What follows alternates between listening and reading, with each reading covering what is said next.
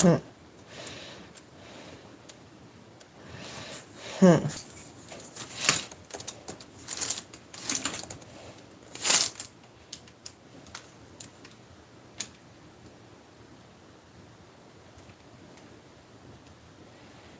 we go.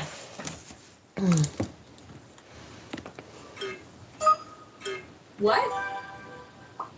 What the heck? What? Alrighty. Voila. Bed's removable. Alright. I don't think I'll get a chance to use these. There's a thread. Do it. Welcome to the live stream, everybody. This is as exciting as it gets. I'm going to sit here, going to finish some projects, and listen to somebody talk about apparently the Amazing Digital Circus. Whatever. That is work. I made Jack Splash! Get out of town! Get out of town! Hey guys, and welcome to GT Not Live, back for another episode of the Amazing Digital Circus, episode 5. Now, where we left off last time, we got to the end of an intermission, a very trippy intermission at that. In fact, I think this entire episode has been a trip up until this point. We've been going between different stories and scenes and Super glue his eyes on. Put together, and this little stash drawer's ready to go. Start of an unraveling between Jax and Ragatha. These two have been at the center of this episode so far, just in the way that they're handling certain situations, the way that they talk back and forth with each other. It just feels very focused on them, right? But it seems like the digital circus is in this discourse state, so we're picking up at the end of intermission and going all the way to the end. And we're going to see, hey, are we going to learn more about Jax's friend? Is Ragatha going to be good? Where are we going with this? Because there's so much going on in this episode that we don't exactly know where we're going to land right now. And after last week's episode, last week's part 1, there were a couple helpful comments that y'all gave us, so I just want to say thank you and address those here. Stay there. Poppermost of the Poppermost. First of all, Kinger has sanity in the dark. It doesn't matter if he's underground. Don't ask me where that came from. I don't know. Wires just got crossed. But thanks for calling that part out. 2, the talking moon previously. I know we saw the moon in the pilot, and apparently 2 seconds, like literally 2 seconds after I stopped watching the pilot, the moon was going down. So it's kind of like that meme about the guys who are mining underground. And hello. He's like one Sorry, I didn't see your piece of dirt away from striking diamonds, but he turns around. But yes, it is not the first time we have seen the moon talking or having a connection to Cade in some critical way. Also, I wanted to stay completely blind to what's happening in the second half of this episode, so I had the GT Live thumbnail upload team go through the comments for me. And those were the 2 big things that they called out. Other than that, I don't really know what's to come. So without any further ado, my friends, let's hop, skip, and jump back into it. This is the Amazing Digital Circus episode 5 untitled. I've never used that. In the Is it easy? Ho ho. I just use my own phone and throw on a live stream and get to work. So off the bat, we got like a noir situation. The use of color here is very interesting, right? So we're seeing like the purpley tones, some more of the warmer reds and oranges in the drinks here, yellow coming from out here. It's very high contrast with the more grayscale vibe that we're getting. Very old-timey-wimey, very classics. This is giving very much like 40s bar, maybe, we go here, then we hit the speakeasy after. I don't know. But that's the energy this gives me. Give me a whiskey sour, but hold the egg since I'm a vegan. What? I hate this! Whoa, okay. Hold on. Okay. So, with the vegan thing, right? That was a joke that was being made that now Jax is sort of embodying. It doesn't look like he meant to say it. Embodying? No. It doesn't look like he meant to. No, I get sound. Maybe the one you're in. That's alright. Previously. I'm not doing anything too interesting when it comes to talking. Controlled. He has this very. I gotta make sure the gore is glossy enough. Space where you can break the fourth wall and being aware of the surroundings and having this just general knowledge of everything that's going on. What's today? Wednesday? So the fact that it looks like he lost control for that second, that he was manipulated in this way is very... Alright. Once he dries, he'll be I also done. wonder, Spiderhead because I teddy know, bear. Like one of the maybe different scenarios that they did, they voted for him to be vegan. So I wonder if that still carries through with each. So the impact of the vote is now having power over Jax or control in some way. Yeah. Maybe just because of the structure that Kane set up with like the democracy system. Yeah. Huh. Isn't that interesting? I wonder if the collective vote is more powerful or stable than Kane in this moment. Yeah. I don't know. That's really fun. Ooh. How is this even possible? I thought Kane couldn't. But to your point, Bree, maybe Kane didn't. Because it was the vote. So that might have been more of a collective. I'm not sure. But Jax is losing some of his sense of stability now, too. For sure. Okay. I made it way worse for you. Well, I'm calling a vote to turn Zubul into a slut. Well, Oh, you're a bot. That's disappointing. everyone hates that. Let me turn on subtitles as well. Make sure that's up. Our quality is high. High definition. That's right. Kane's eyes look bigger here. They do. He looks a little more adorable than typically. I hate it. Oh. Whew. It's raining like the ticket. Whoa! Okay, Ragatha. Oh my gosh, go you! Look at that dress! Love that. The pearl necklace as well? She's going out on the town. She is. Oh my gosh, get her a glass of champagne and Kinger. Almost like a detective situation. Yeah. It feels like they stepped right out of Casablanca. Like, this is wild. Guys, Wow. I'll have a cosmopolitan. Ha! I also just like the little note of, there's like the martini glass. Cosmos are typically pink. It's just cool that specific image and light is like almost a halo over her. That's just a fun little artistic thing. Give me a corn cob blitz. What's a corn cob? Hold on. Is that an actual beverage? Corn on the cob cocktail recipe. This is from Difford's Guide. Huh. Okay. Corn whiskey, corn liqueur, Americano Bianco, 6 drops of Bob's coriander bitters, and then 3 drops of a saline solution? This feels wild. I've never heard of this. Yeah. Here, let's see what the subreddit says. I asked her on what a corn cob blitz would be for the newest episode. Thankfully, my younger brother studied mixology and gave me a pretty good answer for one of you guys could try. This is from a Stinkaman fan. Yeah. It's probably made up. A lot of vodkas are heavily corn-based, but they don't taste like anything. A lot of American whiskey have a very high percentage of corn in the mash bill. There's also corn whiskey, which is legally defined as whiskey with 80% of the mash bill being corn. Blitz isn't really a term used for cocktails as far as I'm aware, but my guess is it's a play on words with a type of beverage. A spritz is usually a liqueur with soda water. Oh, okay. So instead of a spritz, it's a blitz. So maybe a corn whiskey on the rocks with soda water. Sometimes they'll use a simple syrup, and maybe instead it's a corn syrup. Huh, wasn't that creative and cool? Yeah. Shout out Stinkaman fan and your brother. Very fun. Well, back to business. I'll throw something together. You know your way around alcohol, huh? Also, that was a cool shot right there. Check that out.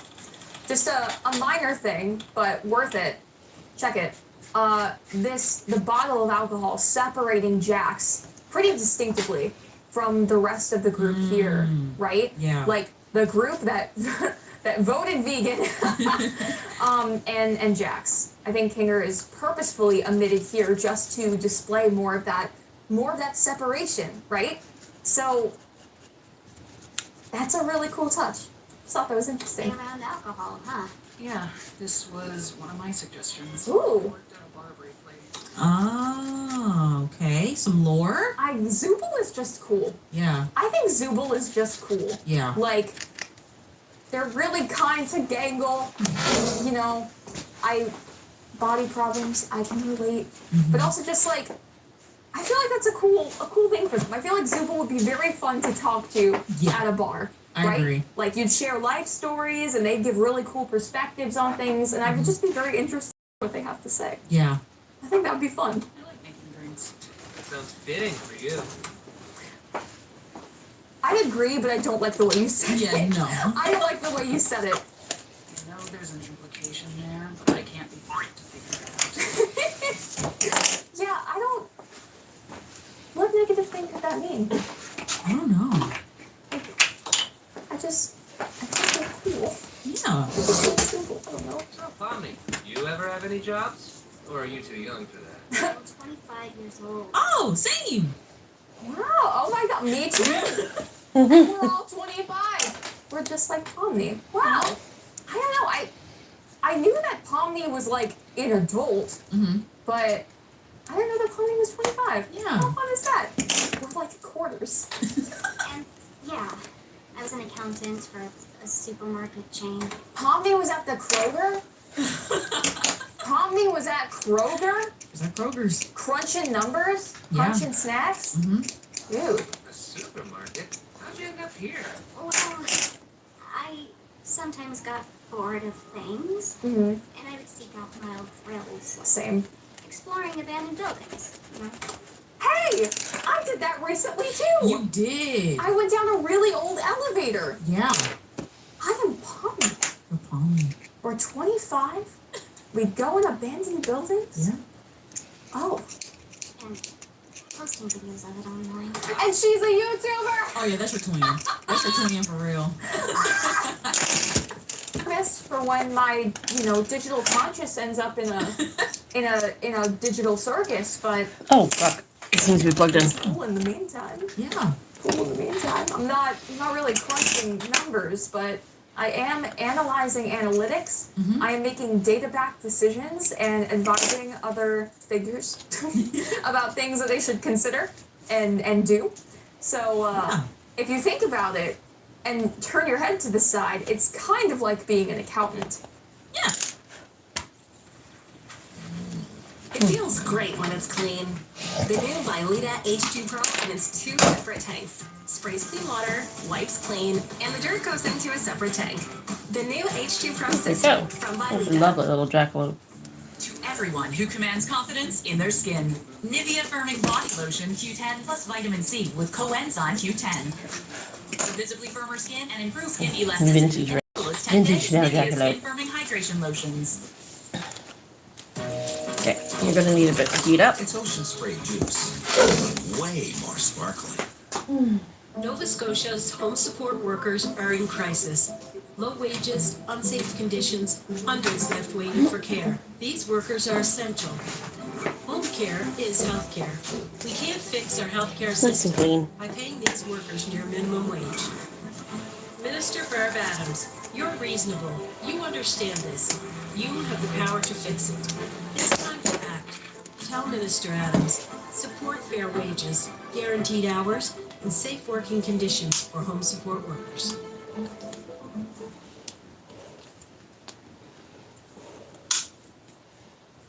Close enough. Just a little bit. Ah, YouTuber. Not really. Nobody watched them. It doesn't matter. You're still a YouTuber. Yeah. If you're YouTubing, you're a YouTuber. Yeah. Hands down, plain and simple. Ah! It's just something I did for me. That's Huh. fine. Yeah, 100%. Yeah. Look at this very reflective Pomni, Whoa. Yeah. right? Graphics in this episode are just. I know, it's so pretty. Yeah. I love this ambient purple and pink light. It's so nice. But looking at this, it's interesting that here we get the shot of the reflection, where she's also not really, like, she looks at herself and she kind of sees maybe like part of that, like Yeah. something that was built for her, Mhm. which is not something that really happens anymore, right? Like things are built for Okay, her, but she's not that's doing something there. for her sake. Yeah. You know what I mean? So, cool to see that one little reflective moment where you can quite literally see that reflection and that kind of solemn looking back down. Oh, I love analyzing like film and cinema, like little technique stuff. It's so cool. Your Yeah. Little horns subtle are storytelling still in techniques in paint digital right now. circus are really, really, really good. I enjoy them a lot. I sometimes did that. One recording style. Were you a streamer? Oh. Oh, no. Sorry. Zubul was exploring abandoned buildings, not recording it, so probably just being in there and not doing anything relating to content. I'm like, oh, if you're not recording it, maybe you're streaming. Ah, no. What? Ash, you can't be everyone in this series, okay? Okay, pick a lane, pick a struggle. Zubul's just cool. Yeah. Abandoned buildings, bartending at bars. I want to be Zubul's friend, pretty severely, actually. Here's your Cosmo. Thanks. Hiding something. You'd know all about that, wouldn't you? Whoa, hold on.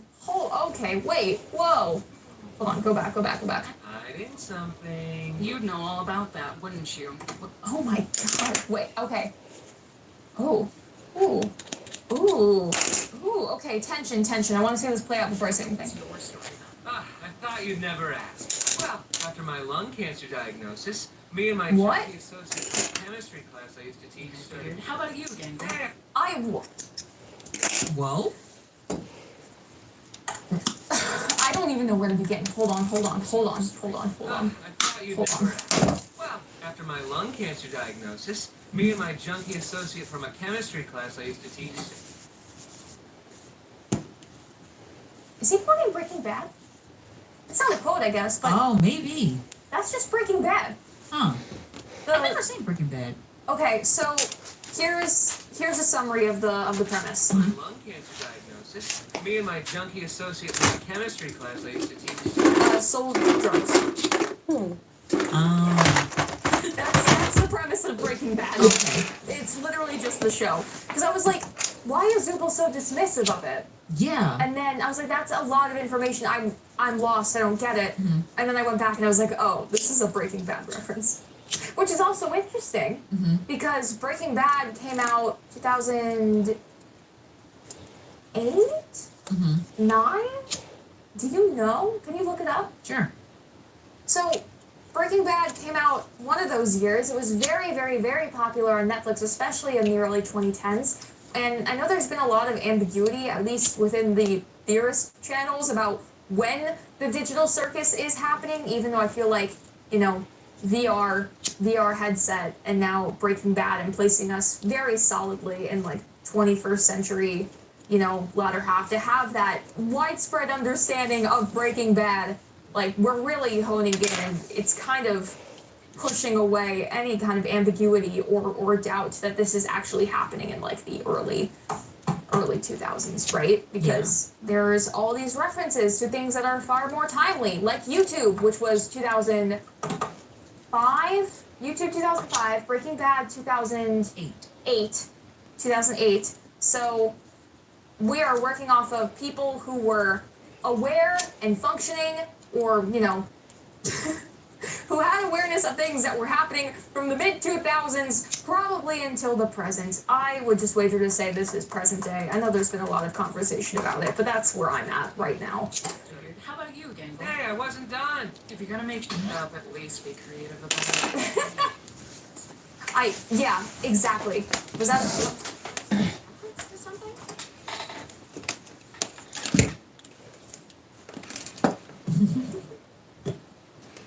Okay, so one of the things that y'all pointed out to me previously was that the folks in the digital circus do remember aspects about their previous life, but they do not remember their names, right? So Zubul understands Breaking Bad reference. That makes sense. Jax is actively referencing Breaking Bad. This makes sense. Ragatha has no idea that this is a reference at all, right? So I wonder if that's saying something about the quality of her upbringing, or, maybe she just wasn't digitally with it. I don't know. Maybe she wasn't watching TV, but it does say something about a difference in life and backstory for Ragatha to not have any awareness of this very, very popular television show. I haven't even watched a whole lot of Breaking Bad myself, but I feel like it is common cultural knowledge to know the general premise of the show, or at least know the say my name, I am the one who knocks, all that sort of stuff, right? So this will probably all get explained the second I hit the space bar, but I also wonder if it could be an age thing too. Like, maybe she's like much younger than them. Ooh. And then she just doesn't. Huh. Yeah. Because I guess they clearly know their ages. Mm-hmm. Because Pomni said she was 25. Yeah. But I don't know if they've all Wait a sat minute, down I guess, for and those to had a heat chat up. about it. I Fun. would assume that everyone here is at least 18. What's Yes. gonna I do? don't know. I worked in fast food. You've done more than that. What about your art? I was in community college for graphic design, but I dropped out. I didn't really pursue art much after that. Oh. Cool. Also, again, kind of reaffirming that some of these pieces and these scenes that we're seeing have aspects of previous lives before the digital circus. Zubul wanted to revisit the life on the bartender scene, and now it's like what we joked about earlier, right? Zubul's a cool bartender. It's the kind of bartender you want to sit down with and just talk about life and stuff. And that's kind of what's happening here. People are just opening up to Zubul. Zubul is in their zone right now, right? So that kind of confirms what we already knew about episode 4, but it's putting Gangle back in her zone. Zubul's back in theirs here. So just a cool thing of how Zubul's able to pull that out of people, or at least make people feel comfortable enough to just kind of share where they're at. Hey, I'm always down to make art together if you want. I love them. Okay. I didn't know you were an artist too, Zubul. Yeah, I was a tattoo artist. They're so cool. Yeah. They're so cool. I'm sorry. Also, Ragatha, love you. You weren't really in this conversation, buddy. I don't know. Oh, I didn't know you were an artist too, Zubul. Yeah, I was a tattoo artist for a couple years. Love that. A bartender and a tattoo artist? You're killing me here, Zuby. You can just say that Zubul's cool, Jax. You can admit it. It's fine. I don't think you have to be all cool and deflect about it, but I think Zubul's very neat. I don't know. I have friends like Zubul. I'm just saying. What do you mean when you say that? You have, like, an actual point? Ooh. That isn't the thing I hate.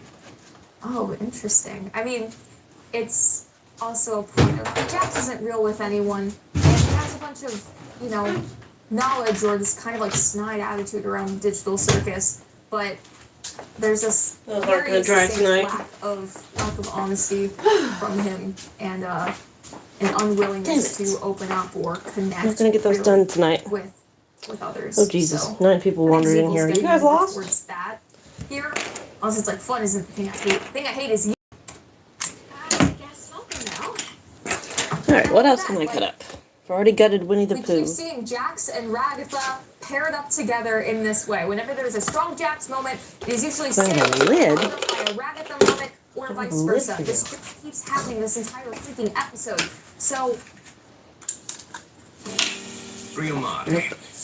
Prime quality tuna and selected olive oil. This one. Great taste beats little. I need to find a different size jar for that. Real Mate. Wait a The minute. real Something taste of needed it. a head. Your best ride starts at Gallery 1 Furniture. Affordable, comfortable, indulgent. Get a deep restful sleep starting at $9.99. Shop exclusive collections to find a match that's right for you. Gallery 1 Furniture. Atrium, Dartmouth. So we are the first ever sensory-friendly restaurant in Canada. So we hire neurodivergent talents. We also create an inclusive space for everyone to dine in. Wrinkles? We're coming for you. Fight the look with Q10 Dual Action Serum. Reduce the appearance with the day cream. Fill the surface with the targeted wrinkle filler. Power up your skincare. Try now with Nivea Q10 Anti-Wrinkle Routine.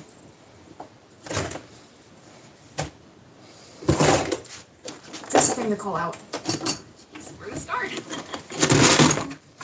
was born into a fairly wealthy family. We had a large property, horses and chickens, and my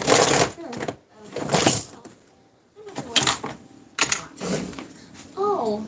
worked in real estate for a bit until I ended up here.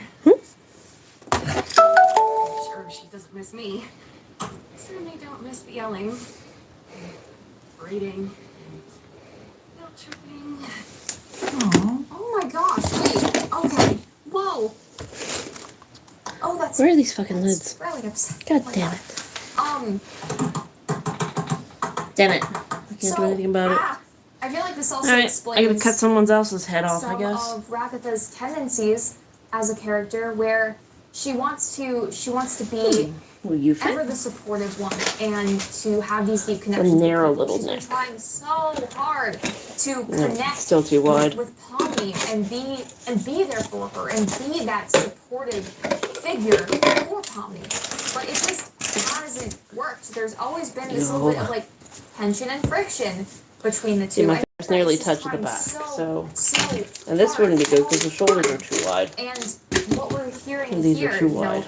being on this farm and having this really hard relationship with her mother, right? The guilt tripping and the berating and never really feeling like you're good enough or you're doing good enough, and so wanting to kind of over perform and correct that of being ever the virtuous, ever the supportive, and wanting to be there to help people, to be good, to finally be good, and to have that worth, right? Because if you're supportive, if you feel like you're helping someone and being there for someone, it gives you some kind of sense of intrinsic value, right?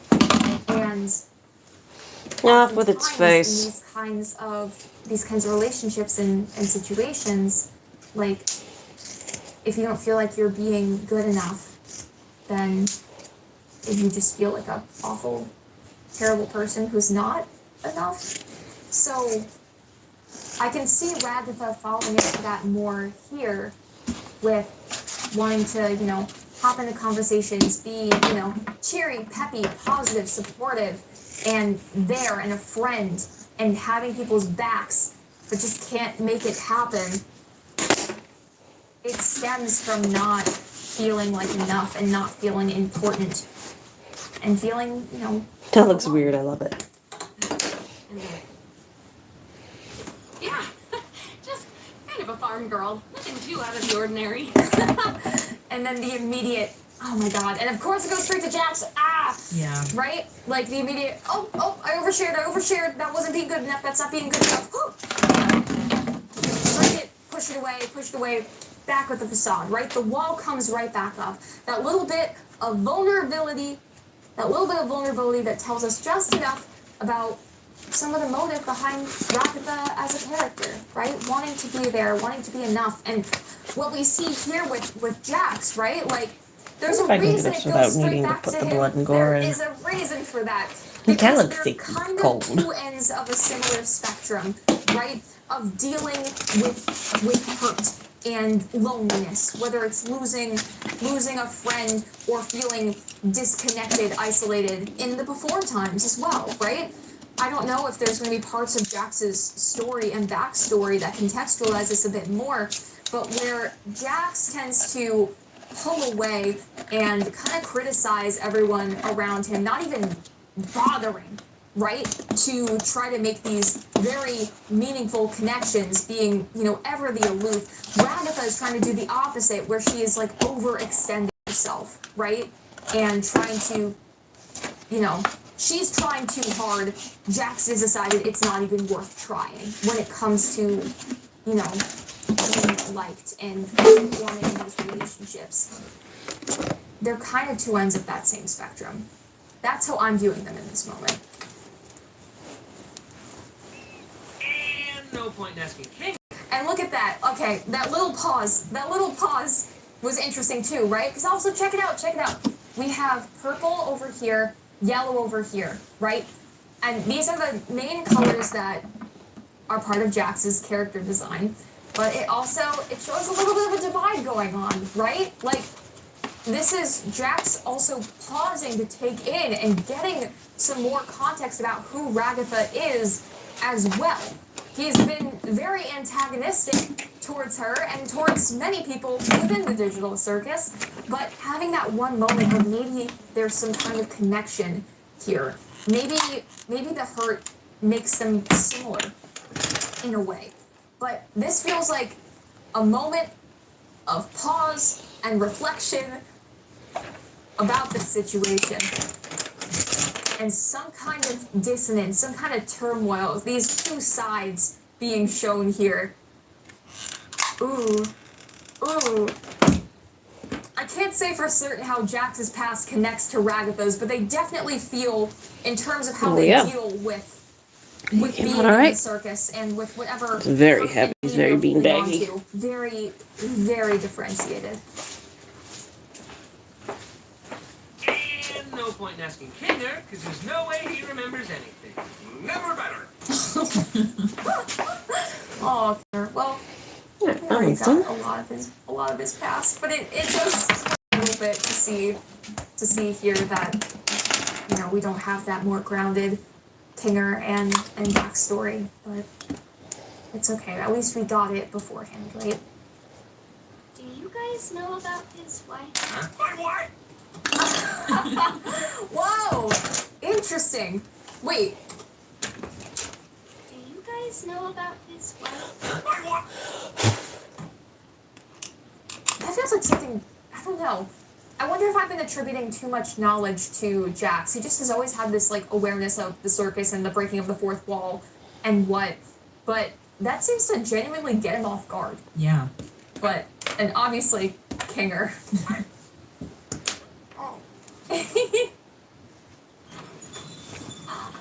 Ooh, goodbye. What?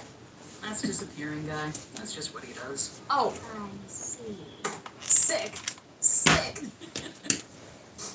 Has disappearing guy happened before? That feels moderately familiar, but I don't know. Yeah. I don't think so. Okay, well, if it has, let us know. From a previous adventure? Yeah, God, Pomni, you didn't know that? So, presumably, yes. By the way, Pomni, sorry about the whole president thing. I just thought it would be funny. Apologizing? What's happening? Just ignore him. Apology accepted, I guess. Wow, the first steps of a budding friendship, right, Ragatha?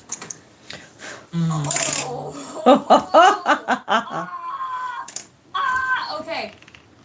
Again, remember how I said Ragatha, Jax, two sides of the same coin, different ends of the spectrum. Yes. Okay, so. There we go. Getting there. So, Ragatha, as I said before, trying so freaking hard to build this thing with Pomni, to be friends. And then Jax does this phony apology, hugs Pomni, and it is actively directed at Ragatha to get under her skin. That's pointed, which is interesting to happen after that moment of reflection, to get under her skin. I think Jax really wants Ragatha to break. Yeah. Like, he sees what's hiding underneath there, and he's trying to actively break her. And this is part of that plan. Hey, Pomni. Remember when Cosmo smashed me against the walls and I got all jumbled up? Oh, all things considered, that was pretty funny, right? No.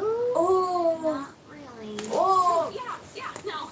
Sorry. That was probably pretty traumatic for you. Oh, God. Oh, Jax. Oh, my God. Remember when you got high at McDonald's and told Gangle to kill herself? Oh, God. Oh, that was funny. I did not say that. Oh my gosh, okay. We just have this whole thing about Ragatha's mom doing the gaslighting and the belittling and the berating. That is so low of Jax to do. So Ragatha's trying to, connect with Pomni.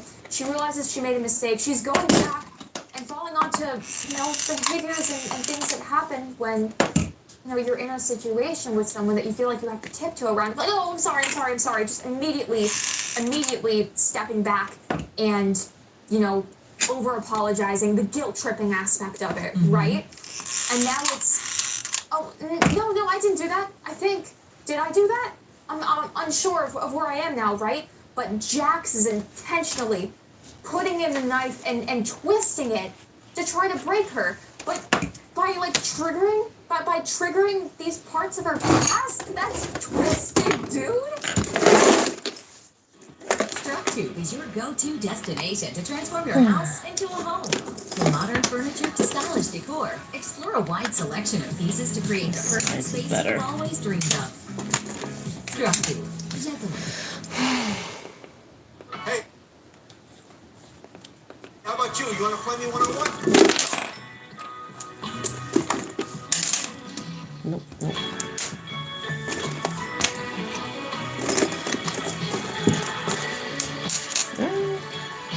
Sure. Isn't life? No, you don't really see them. Emma's an artist, and Jackson's Oh my god, no!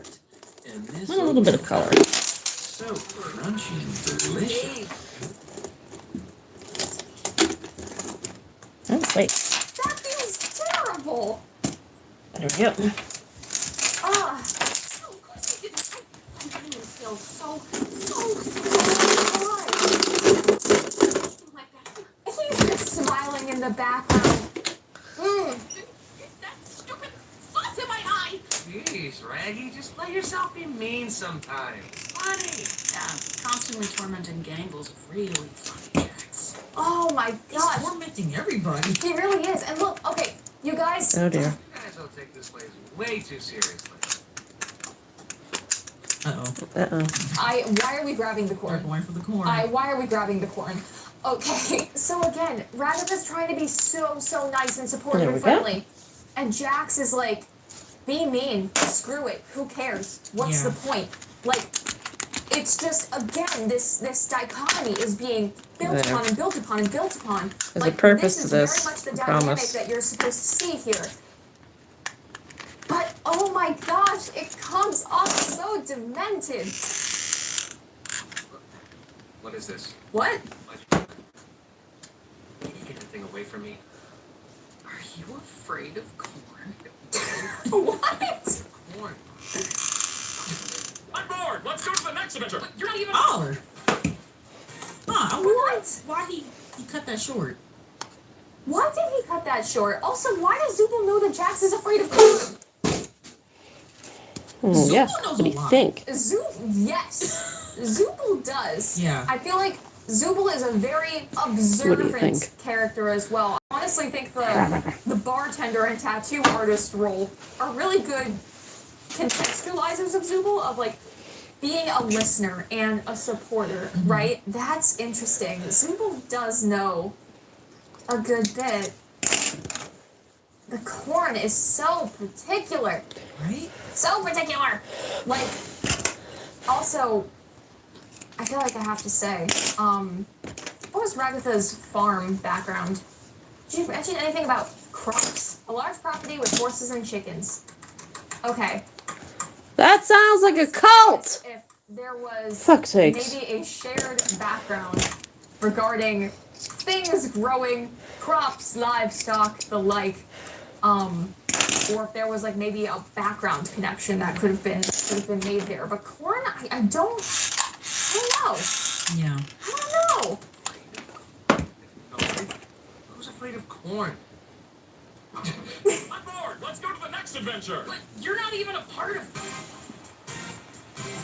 Interesting. Something is Kane is really trying to keep things stable consistently. If there is instability, he's going to try to change it to keep things locked down. Yeah. Something about the corn. Too much. Too much corn. It's softball, ladies and gentlemen. Oh boy. This now? Beautiful night for a game. Right, Bubble? Oh, let's Ragatha did softball, didn't she? I feel like that was a bit we got in the previous episode. Oh yeah. I don't want to get spoilers, so I'm not gonna go on Google. I looked up Ragatha's softball, and it was all talking about episode 5. Not anything that was like saying directly what happened here, but I could have sworn that Ragatha has said something about softball previously. So this is another like Ragatha comfort zone. We've got the Big Top playing against the evil Big Top.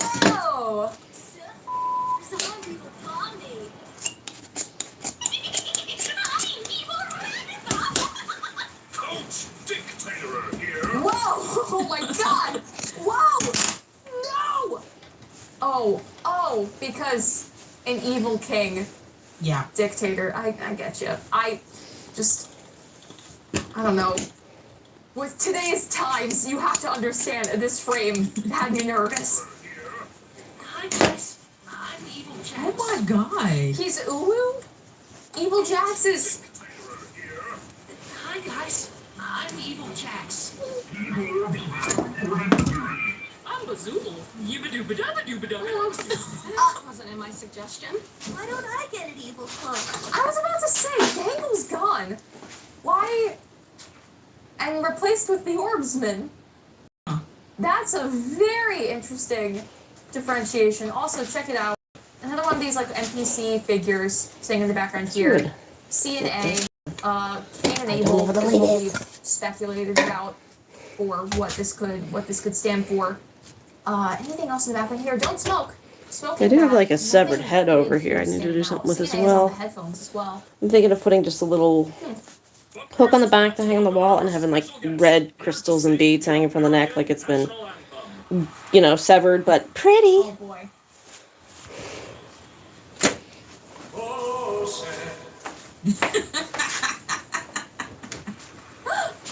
You know what? He hit those 3 notes really well. That was great. Wait, is that centipede the only one that's clapping? No one else is clapping. Is it just various bugs? Oh, computer bugs. That has to be. Yeah. It's a bug. All right, team. I may not know what's going on, or who is going on, or when is going on, or why is going on. Same. My ears are ringing.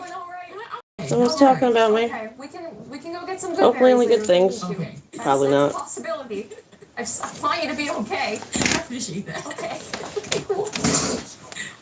And it's out on that field. I love little Pomni in the baseball hat. It's so cute. Let's go break some tail bumps, team. Hey guys, I hope we all have a fun game, no matter who ends up winning. He's like an anime protagonist. Hey guys, well, I sure hope that whoever ends up winning, it's a great game. Hello. I'll kill that guy. Hello, stupid Gaza. I hope you're ready to get completely annihilated. Nobody loves you and you're going to die someday. We can't exactly die. It's like the whole thing here. Huh. We can't die, it's the whole thing here. Is that because we're eternal digital presences or because we're in purgatory? Oh, check this out. You're out, dumb. I love how much evil Pomni curses. Right? Like, she's just punctuated by swear. Sorry. Gator goo. It's all you're thirsting for? With the gummy goo in the background here? That's nuts. That's nuts. That's Bizarre Town. That is like, I don't know if that's a fan base call out. I don't know if that's a call out, a Pomni call out. I don't know. The gummy goo, it's all you're thirsting for, is Bizarre Town. Ah! Little soft Ragatha curse. Yeah, that's what I'm saying. Wait, what's that? What? What the heck? What? Fucker. You! Main Jack's flush? Get out of town! Get out of town! No What? way. And why did that happen? Get on! Oh, and there's more signs up here too? Oh my gosh! Ah! Can't wake up, try opening your eyes, tired, try going to sleep. I love the big tops, I love the big tops. Evil big tops. Get on! Yeah, that's what I'm saying. Ah. Oh! You're over there scheming. Pomni is clearly uncomfortable by this. Actually traumatized. I love this. Just scheming in the back. I just also Zooble trying to make Gangle happy. Yeah, it's He's adorable. so cute. Wait.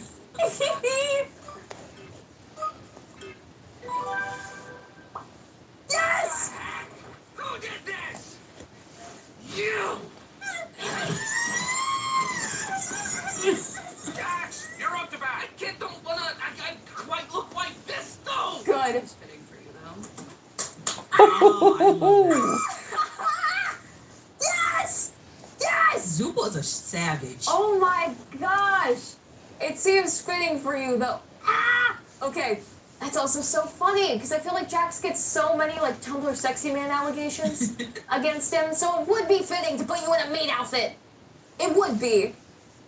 Oh my gosh, they're awesome. Figured you'd be into this. What does that mean?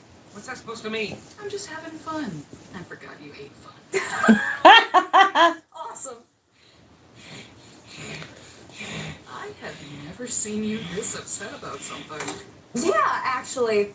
I feel like there's been a key point we've been missing here, Bree. Mhm. We keep saying, oh, Ragatha's gonna break, but maybe Jax is gonna break too. Oh, yeah. Because we've been seeing Jax have his like, wait, the vegan thing has that much control, the vote had that much control over me. Jax is actively getting flustered. He opened up a little bit to Pomni before. Mhm. Like, there is a mutual breaking happening. Mhm. This might be happening to both of them. Yeah. Huh. I'm gonna kill you when this is over. Let's see what you're made of. Shut up! Don't worry. I think you look good. I don't want to hear that. I want you dead.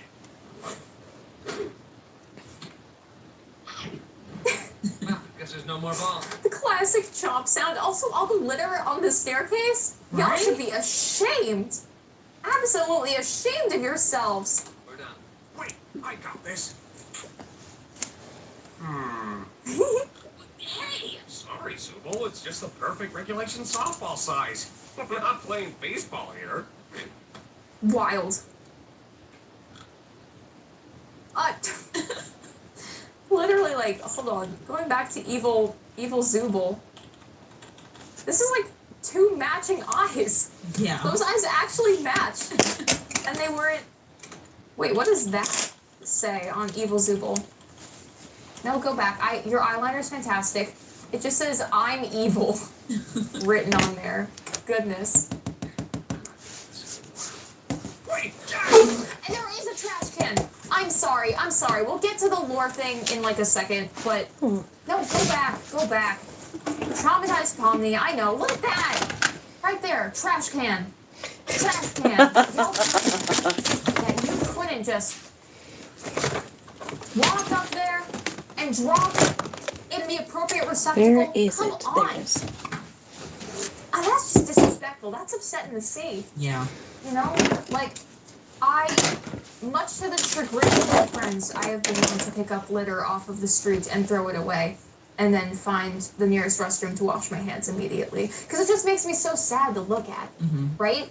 And sometimes it's a little bit gross, but like, it's the earth, dude. I don't know. Ugh. Wait, Jax! Also, you're making life harder for like the employees of the softball stadium, where like they have to clean up after you, and then you're just leaving a whole mess. And like, sure, yes, it's their I job can't to brain today. maintain and to clean, Where's but those like, crystals? you can be a decent there. human being about it. Like, These are like do something all that of the red purposefully beads makes I someone have. work harder than they have I sorted to, them out a while right? ago for Like, another project that there's never stuff came to be. accidents happen in basic maintenance. Like, come on, man. I'm sorry. I'll I should be using something thicker like this. Can't believe I hit it right to her. I'm supposed to be better than that. Oh my god, my poor girl. She's so hard on herself, man. She tries so hard and okay. Sorry. I should be a better sport. Oh, you're shooting all over yourself, Ragatha. You're shooting all over yourself, Ragatha. That's what I've been told. It's so easy to should yourself, but it's okay, dude. Not till I agree. I don't want to be a jerk or anything. I think we all need to be a jerk sometimes. Wow. Maybe. Who knows? Hey! Interesting. What was that pause for? Be a jerk sometimes. Maybe. Who knows? It's interesting too, right? Like, I think Ragatha has this essence about her that can be perceived as fake and overly friendly and performative because of how hard she tries to be involved, right? And how that seems fake because she's not letting any of the negative emotion show. And so that comes off very manufactured and artificial and everything, right? And then you have Jax, on the other hand, who is forever the pessimist and antagonistic, where he has the opposite problem. He doesn't really let any like Never really the used this positive before. stuff show. And so he comes off putting off this like front of being like the aloof, cool guy. Mm. But Looks occupied, in actually. actuality, you know, they're both kind of putting on these fronts. It's very Ooh, I have ooh, and another red one. That's Oh, so much for using this. Who knows? The pause and the look to the side. So maybe that's part of Ragatha's skepticism of Jax, and maybe having that understanding that he's putting on the front too, right? That could be that. Oh, he's still in the maid outfit too. That's fantastic. Hey! We need a ball here! Jax, we have a ball now! What are you doing? See ya. Whoop. Whoops, I missed. Oh darn, I'm out. I'm not even gonna tell a fib. That was me for a decent portion of 6th grade PE back in the day. Yeah. Same. It's ironic because I was physically pretty, you know, good at all the sports, but whatever. Oh, you know it. Oh look, Gangle's up to bat. How do you think this is gonna go? Would you stop trying to force her to act like you? Okay, now we're getting into it. Oh boy, this is the action. This is the action. If it's gonna happen anywhere, it's gonna happen now. All right. Oh, you know it. Oh look, Gangle's up to bat. How do you think this is gonna go? Would you stop trying to force her to act like you? Oh yeah, I should force her to be happy all the time instead, right? Well, it's better than turning her into some insensitive jerk who deflects everything. Oh boy. I can think for myself, guys. Uh-oh. Hey, I ain't forcing anything on you. And then you just act like you never do anything wrong and everybody loves you, when in reality you just give everything up for everyone else. Okay, let's calm down a bit. What? You're the one who said it's fine to be a jerk sometimes. Ugh. I'm sorry, Pomni. That wasn't very cool of me. It's fine. No apologies for me? This is so sad. Oh, go on it. Go on it. For bringing up that thing earlier. The friend stuff. Yeah. The friend stuff. Okay. That can work? Okay. Probably not. Okay. Why is there corn there? Yeah, I saw someone slip that corn in there. What's with the corn? When did that appear? Oh yeah, I should force Right her to here. be No corn. That's Zubul. That's Zubul. Oh, Zubul That's is Zubul with the corn. Zubul with the corn. I not have letting up. Wow. needles Okay. for So the way beads, that they have their confrontation, but they're not here. the blow up of this theme is through. And I don't know where they are. Which is who Actually, they're Jackson probably not. has tried to Ah! utilize to bring I'm fine. Ragatha, because Ragatha cannot get to Pomni. happy all the time instead, right? Well, it's better than turning her into some insensitive jerk who deflects everything. I can think for myself, guys. Can't reach. Forcing Damn it. anything on you. And then you just act like you never do anything wrong and everybody loves you, when in reality you just give everything up for everyone else. Yeah. Okay. Wow. They're a lot of opposites in a sense. Like the very sensitive and aware of everyone's feelings in Ragatha to the insensitivity, or at least the front of it in Jax, right? There's that part of it. Calm down a bit. What? You're the one who said it's fine to be a jerk sometimes. Oh man, it's like all the bottled up emotion just right out of there, and Jax is loving it. He can't get enough. Can't get enough. I'm sorry, Pomni. It wasn't very cool of me. Oh. It's fine. No apologies for me? This is so sad. Sorry, Jax. We're bringing up that thing earlier. Hold on. What? Sorry, Jax. See that? What happened here? Her hair has a weird thing. God damn it, where's all that shit that I bought years ago and never used until this day?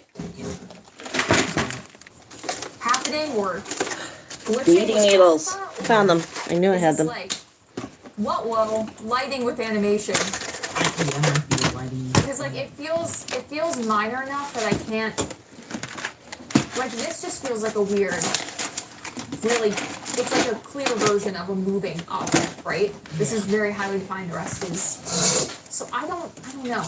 But we see Ragatha break and lash out, and now she's gonna retaliate and do the same thing to Jax, and she's gonna bring up the sore spot again. We're bringing up that thing earlier. The friend who's not around anymore, and there's Corn also. So, Uh-oh. you wanna talk about that? I'm in a maid outfit. What do you think? I'm calling it now. Next episode, we're gonna be in a cornfield. Oh, dude. If that happens, I'll get you frozen custard for free. Ooh. Shake, shake, shake. Yep. Shake, shake. Yeah, that's not gonna And work. now look, he has to pretend like he's totally fine, like he doesn't care that, you know, the aloof aspect of it, right? He doesn't bother.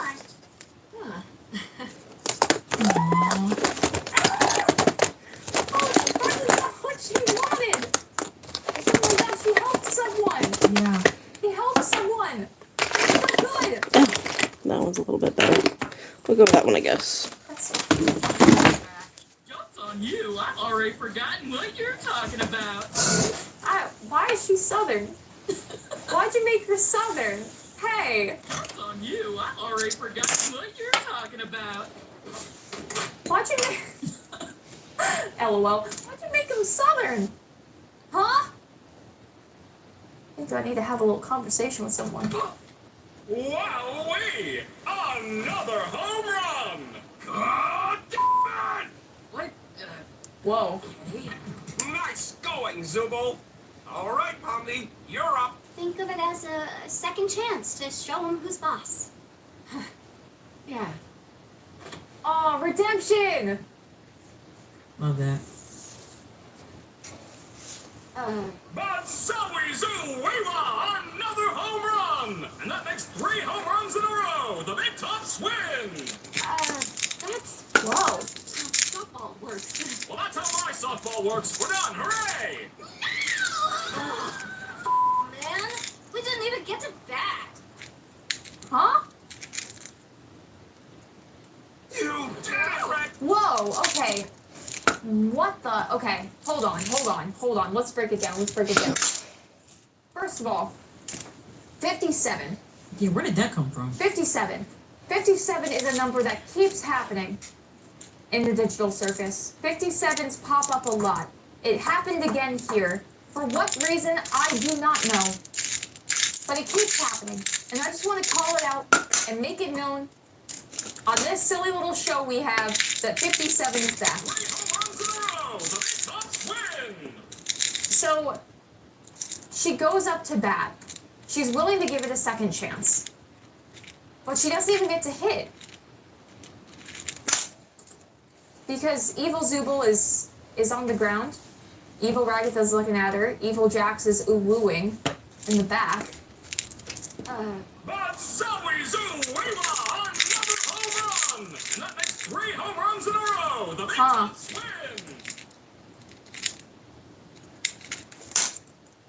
What do I make of that?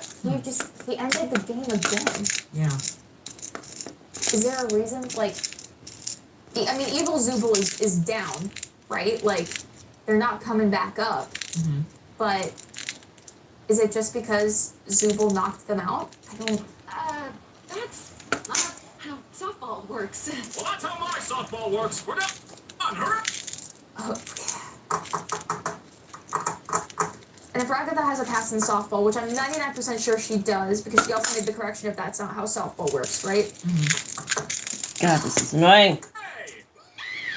Man, we didn't even get to bat. Evil Pomni rocks. And then, is Jax opening up to Pomni about the friend stuff? I wonder. Is that what's happening over there? I want to hear. Right, because then Ragatha missed out on that again. Like, again, Pomni is closer with Jax. Ragatha, we won! I mean, I guess. Good job. Whatever you did. Huh? Oh yeah, good job, team. Oh. Huh? Oh, cool. I'm not a vegan anymore. Oh, hey. Oh my god, don't kill him. What is going on? Oh. Uh-oh. Tension. Oh boy. Oh boy. I don't like that. That wasn't great. I don't like that at all. Also, like, Jack's sandwich, Jack's burger, I don't know what's going on here. And then Kaufmo. Hey, So I don't know if those two, again, are being linked together for a certain reason. what did you This is Bizarre Town. What is going on? This is what's happening here. Let's see. Ugh. What did Jax tell you? What did Jax tell you? Yeah. Because Pomni feels bad for even laughing. Pomni must have gotten a very distinct piece of information. Because literally, like, oh, did Pomni give Ragatha the bat to get Ragatha away so that Pomni could talk to Jax? Is that what happened? You might be on to something. Is that what happened? Wait. Not Pomni being sneaky? Something, because, like... Because also I noticed earlier when they were voting on putting Jax in the maid outfit, Pomni voted no. Pomni sympathizes with Jax. Yeah. But Pomni was the one who saw Jax have that response to, you know, the reminder about his friend not being around anymore. Yeah. So Pomni saw that vulnerability in him, and, you know, even Jax's relationship with evil Pomni, Yeah. and his connection with evil Pomni over evil Ragatha, right? Like, they had similar-esque personalities, but still, it was that Pomni connection. He does feel more comfortable with Pomni. Yeah. In whatever form. Oh man. So even then, Ragatha could not. There's still like a minute or so left. But I don't think Ragatha's gonna respond to this well. Yeah. Oh. Well, I hope we all learned that suggestion box ideas are actually not fun at all, and Kane's ideas are much better. Oh boy. Some of them were pretty okay. I kind of liked the low stakes ones. I thought the first The bar. two were awesome. What were the first two? Was that let's see. The first one was that, yeah. The Oh yeah, that jungle was one. nice shot. Poacher. And then President. Yeah. Which I think were Jax's silly concepts anyway, but The rest, the rest, the ones where people were talking and sharing emotions and backstories, had emotional developments. You were in a maid costume. Oh yeah, Tommy. I can show you that thing in the hall I was talking about. Hello? The door? The door? The friend door? Is that? Maybe? Oh, yeah, sure. Uh-oh. Oh. Oh. Oh, no. Oh! Oh my god, poor thing. Who are you? It's the same NPC as before. Yeah. Uh-oh. Uh-oh. Okay. I love this music, by the way. Right? It's so fun. Oh, God. Okay. Oh, my gosh. Okay. Wow. Even at Ragatha's most vulnerable, she cannot connect to anyone in a meaningful way in the digital circus. Yeah. You got Pomni and Jax. You got Gangle and Zooble. Yeah. Kinger's just in his own world. He's in his own world, but he's still relatively like Gangle Zooble aligned, right? Yeah. They're sympathetic with him. Mm-hmm. This is Ragatha by herself. Yeah, because Ragatha has made such this effort to try to get in on these interactions, to connect, and that's prevented her and her, struggle with showing this negative emotion and being honest, really, about a lot of her feelings has made it very difficult to connect, which is very, very sad. That's very sad. And I guess Pomni, saw more of that vulnerability and wanted to help Jax open up more rather than, Ragatha, who has felt more inauthentic, perhaps, to Pomni and other members of the circus. But still, like, the way that Jax tried to break Ragatha in that way was really upsetting to witness. So where the heck are we going after this, too, right? I think it's the corn maze. Bree's convinced we're gonna see corn, and I would not be shocked, but we need to find out more about this NPC who is witnessing everything that's happening here. Is this someone who was previously in the digital circus? Is this some kind of other consciousness that wasn't translated to a character in the way that the others were? Like, it's just odd. So that seems to be the through line of, like, this NPC watched from the beginning to the end. They saw this whole thing unravel and unfold. But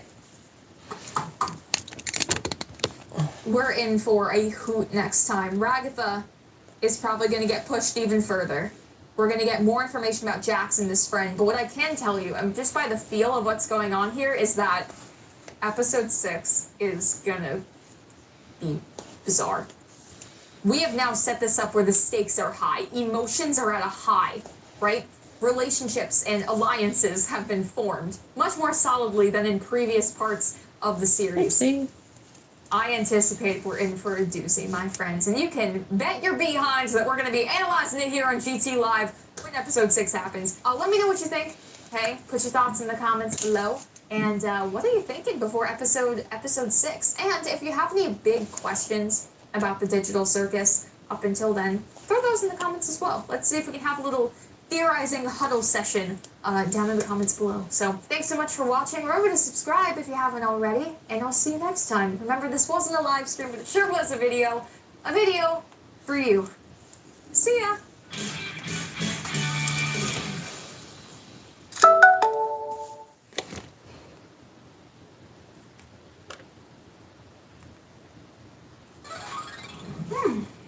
Bunkers. I didn't see you there. And you brought friends. Lots of new faces here. Am I in danger? Wicked good snacky snacks for cats. Better when it's bonkers. She can win millions of prizes with the AliExpress $1 challenge.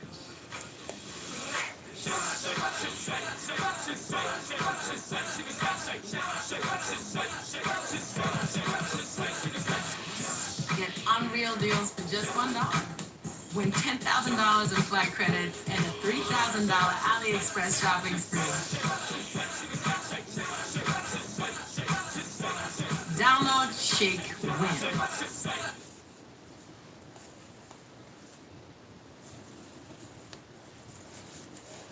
Is Chick-fil-A overrated? It's the chicken sandwich that hogs the spotlight, but are there other chicken sandwiches flying under the radar that are just better? What? Today, we're finding the cream of the cluck cluck crop and showing you why you should leave Chick-fil-A behind for good. Wow. What?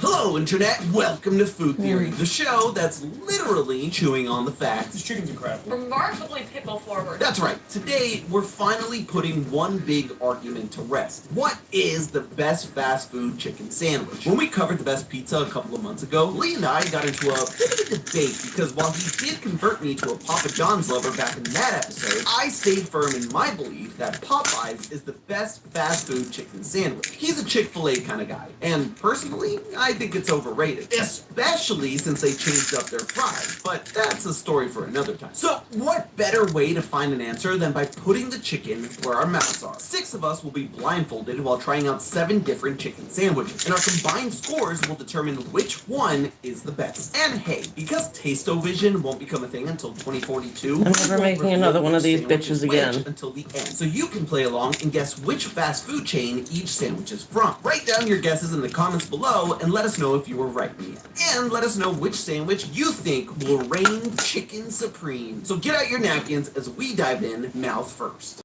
Started, it's important to mention that not all chicken sandwiches are the same. I mean, that's why we're doing this, but to be more specific, some places offer a very simple chicken sandwich that is simply a bun, chicken, and maybe a pickle. But in other places, the most basic sandwich comes with lettuce or sauce or maybe both or more, which means some may contain more ingredients than others, which is why we're blindfolding ourselves so that we can't pick them apart just by visual differences. The contenders we got are obviously the favorites, Chick-fil-A and Popeyes, with the Big Burger 3, McDonald's, Wendy's, and Burger King, followed by the classic but often left behind KFC. And rounding off the list is the newest on the scene of all of these, Raising Cane's. The 3 things we'll be rating in each sandwich are chicken ratio, how much chicken there is versus everything else going on in the sando, chicken quality, how good the chicken actually is, and overall experience. How does it all come together for a pleasurable tasting experience? Obviously, we couldn't go by sight, and let's say some people, definitely totally not me, really went the extra mile when it came to taste. If you're gonna do this right, you need to split the buns and lick down the middle. Pardon me? Taste judging methods aside, let's get started with sandwich number 1 and see what our initial thoughts were. Interesting. Interesting. That's a unique flavor. That is a unique flavor. That's a unique flavor. I think I like this. I think I like this a good bit. Mm-hmm. Interesting sauce. I hate it. Really? It's texture and quality. I don't like it at all. The lettuce is like a down point towards it. And the flavor's coming from sauce. I'm not tasting any chicken. Bad.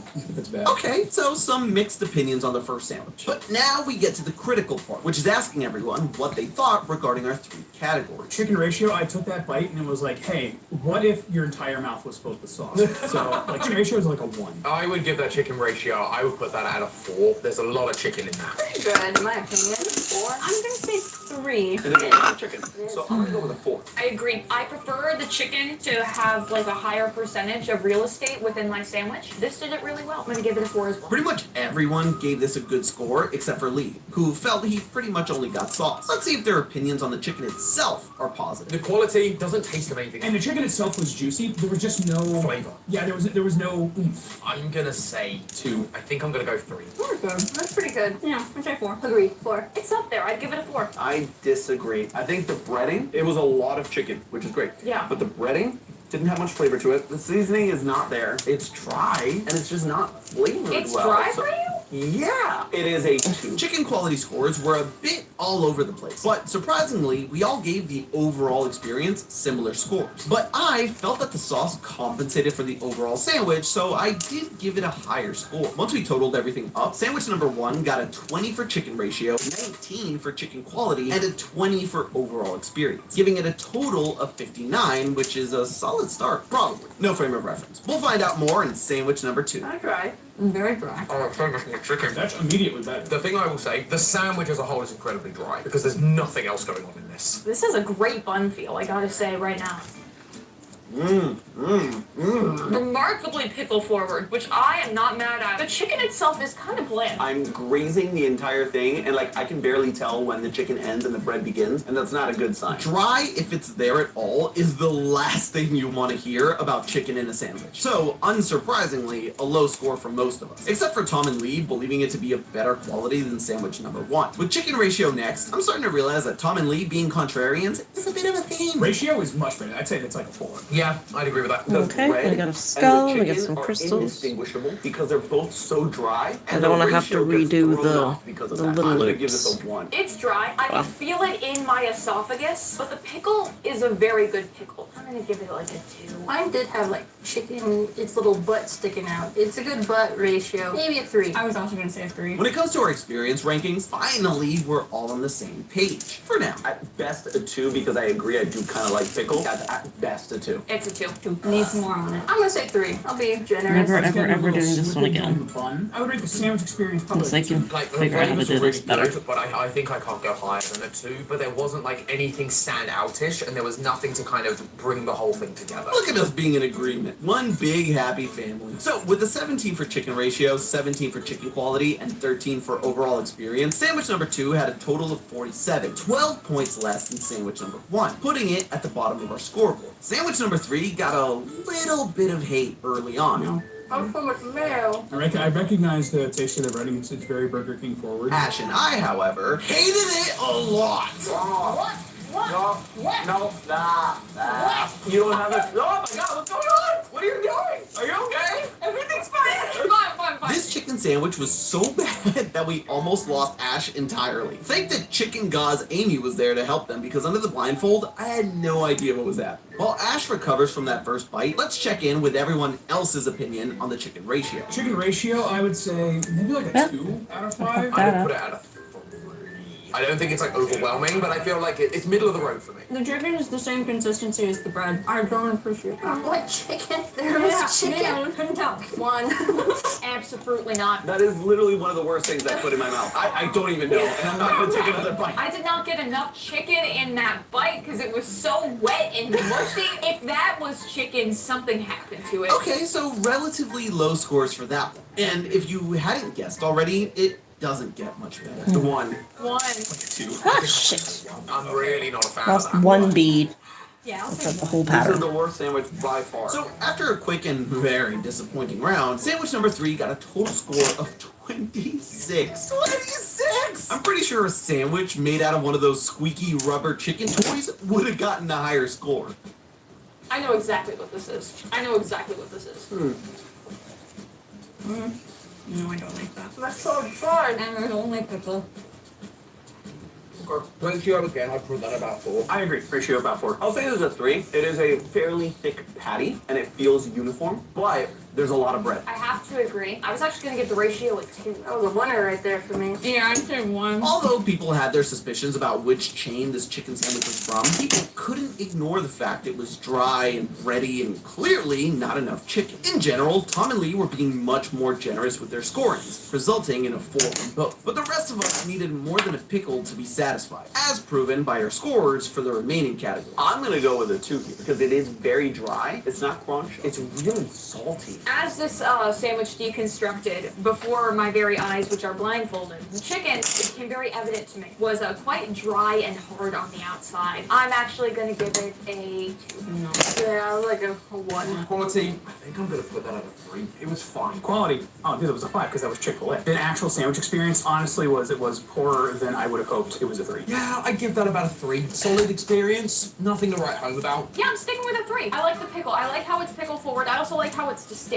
I'll agree. I don't think I can go as high as a 3 though. I do like the pickle, but it's very briny, very salty. I don't like the sweetness of the bun and then the chicken breading. So like for me, it's a 2. Shit. Once again, Caitlin and Jarek are coming in hot with their scoring of, what was it again? That was a winner right there for me. Yeah, I was like a 1. Okay, 1. I got it. Jeez. Ash and I weren't much more generous with our scores of 2. Tom and Lee, on the other hand, were giving much higher scores. Although, I'm not sure if that has something to do with Lee already guessing which chain this was. I'm on to you. Regardless, the scores were in, and with pretty similar scores in all categories. 14 for both chicken ratio and quality, and then a 13 for experience. Sandwich number 4 got a score of 41, putting it in 3rd place. So maybe Chick-fil-A isn't the best chicken sandwich. I mean, sandwich number 4. So we don't know if it is or it isn't Chick-fil-A. And, on to the next sandwich. The ratio is pretty good. A lot of sauce. I'm like getting real saucy. Oh, see, mine is not. Mine's kind of dry. I'm oozing the sauce. Mine's will quit. Hate that. I hated that so much. Whoa. Tremendously different feel. I can feel the weight.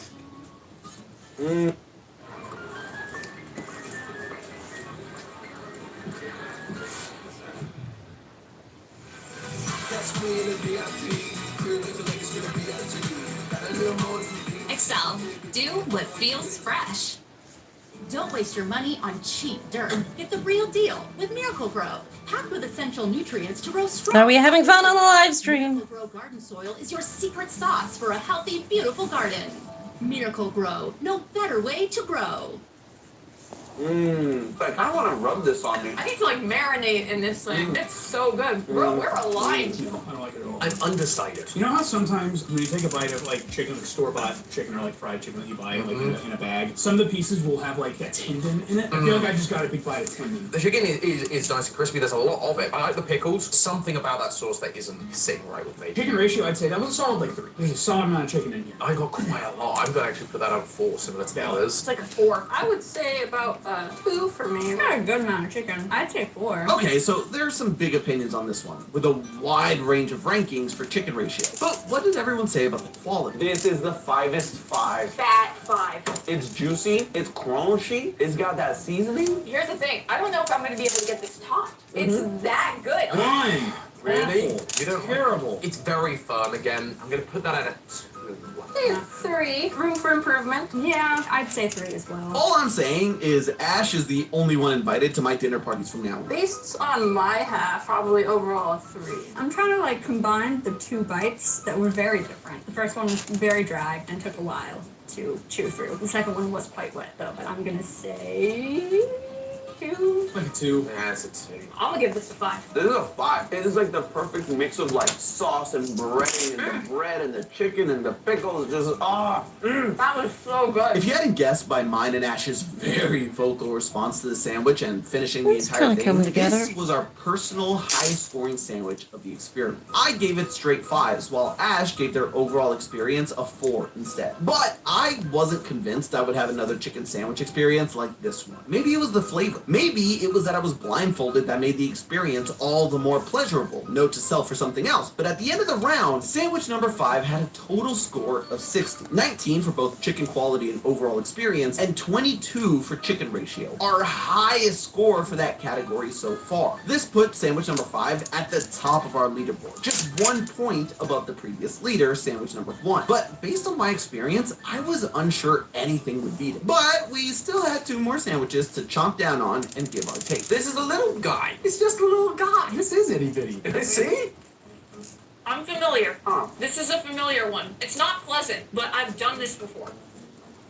It feels very McDonald's-y. The lettuce and the mayo. Their chicken has a very the chicken is softer than the other ones were. Surely this is McDonald's. Immediately, that lettuce. This does feel like McDonald's. It's really bland. The mayo is the only thing giving this flavor. There's mayo on this? Here's the thing. It tastes like it has a lot of breading, but not a lot of chicken. For me, this is you know when you walk far enough into the ocean on the beach and the sand starts to get flat and smooth again? You're not getting the texture there, right? There's nothing going on. That's the breading for me. Now, the chicken is thin. It's not the most flavorful, but I can tell that it's there. Already, we had some big suspicions on what this might be. That being said, it didn't make us like the sandwich anymore. If you agree with Tom, Lee, Jerica, and Caitlin, leave a comment below. If you don't, hit that subscribe button. In 5, 4, 3, 2, 1, let's go. Chicken ratio, I'm gonna give it 2. My CR rating is also a 2. That's like a 1. Yeah, that's like a Maybe a 3. 1. This was the general theme for how everyone scored the rest of the categories on this sandwich. Yeah, 1. I know. It's like a 1. Yeah, This is bad. It's like a 1. Yeah. The only thing interesting from this round was realizing how in sync Ash and I were. I'll give it a 2. I'm gonna give it a 2 as well. You know I'm what? liking that I'll give one the more. overall sandwich a 3. I know you can't really see it from this angle, but Are you half it's gonna hang on the wall. Oh, and then all of his little pretty entrails will catch Kind the of light and insane. sparkle. 3/5 insane. Lance, Chris, and Joey. No, JC, you're just in. Wow. Anyone else just get deja vu? Sandwich number 6 was not great. Just overall felt bland, which is what led to it getting a I want to use up all these beads so I can get rid of them. worst sandwich so far, but it was far behind all the others. The only thing that saved it from being at the bottom was our overall experience scores being a little higher all around. So looking at our current leaderboard, we have sandwich number 3 dead last with 26 points, sandwich number 5 in first place, and sandwich number 1 point behind. Sandwich number 2 is currently holding third place with 12 points behind. But that was all about to change as we moved on to our final sandwich. Not saucy. But tasty. Breading is much crispier on this one. Okay, one more time. Oh, wow. Well, I was not expecting that. Wow. What? Huh. It's a weird experience. I'm weirding out, man. This is the textural experience of this breading is throwing for me. And the chicken. I don't know if I love it or hate it. Oh, this is a thick boy. Oh, this is incredible. It's a good breading. There's pickle in there as well, which is, but again, not too much, so it's not overpowering. All right, looks like we have a contender for the podium. Not all of us were in love with the sandwich, but quite a few of us were taken aback by the flavor. But now it's time to see what we thought of the chicken ratio. I'm gonna give it a 3. It's a little uneven. I got some bites where it was like a lot of chicken, and then other bites where like it wasn't. I agree on the ratio. I think this is a 3. The breading takes up an alarming amount of space in the mouth. Ow. It does. I put that at 5. This is a 5. This is like Top a 10. massive chunk of chicken. And because compared to all the other ingredients, it just stands out. Yeah, the other are garnish upon this chicken. Oh, the 4. Yeah, it was pretty good. 4. Chicken quality here was high across the board. We all agreed on 4s, except Tom and Lee, who actually gave 2 other 5s. The chicken ratio is really what ended up being the downfall of the overall experience for the sandwich, for some of us. I'll give it a 3. Yes, I agree.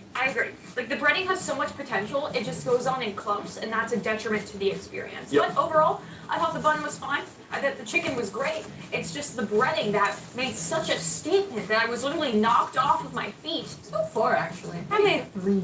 I like the flavor. I need more on my sandwich. This is a 5. This is incredible. This is a perfect clean sweep across the board. Yeah. In fact, Lee loved this sandwich so much that he refused to put it down so we could move on, which resulted in this amazing soundbite. Oh my god.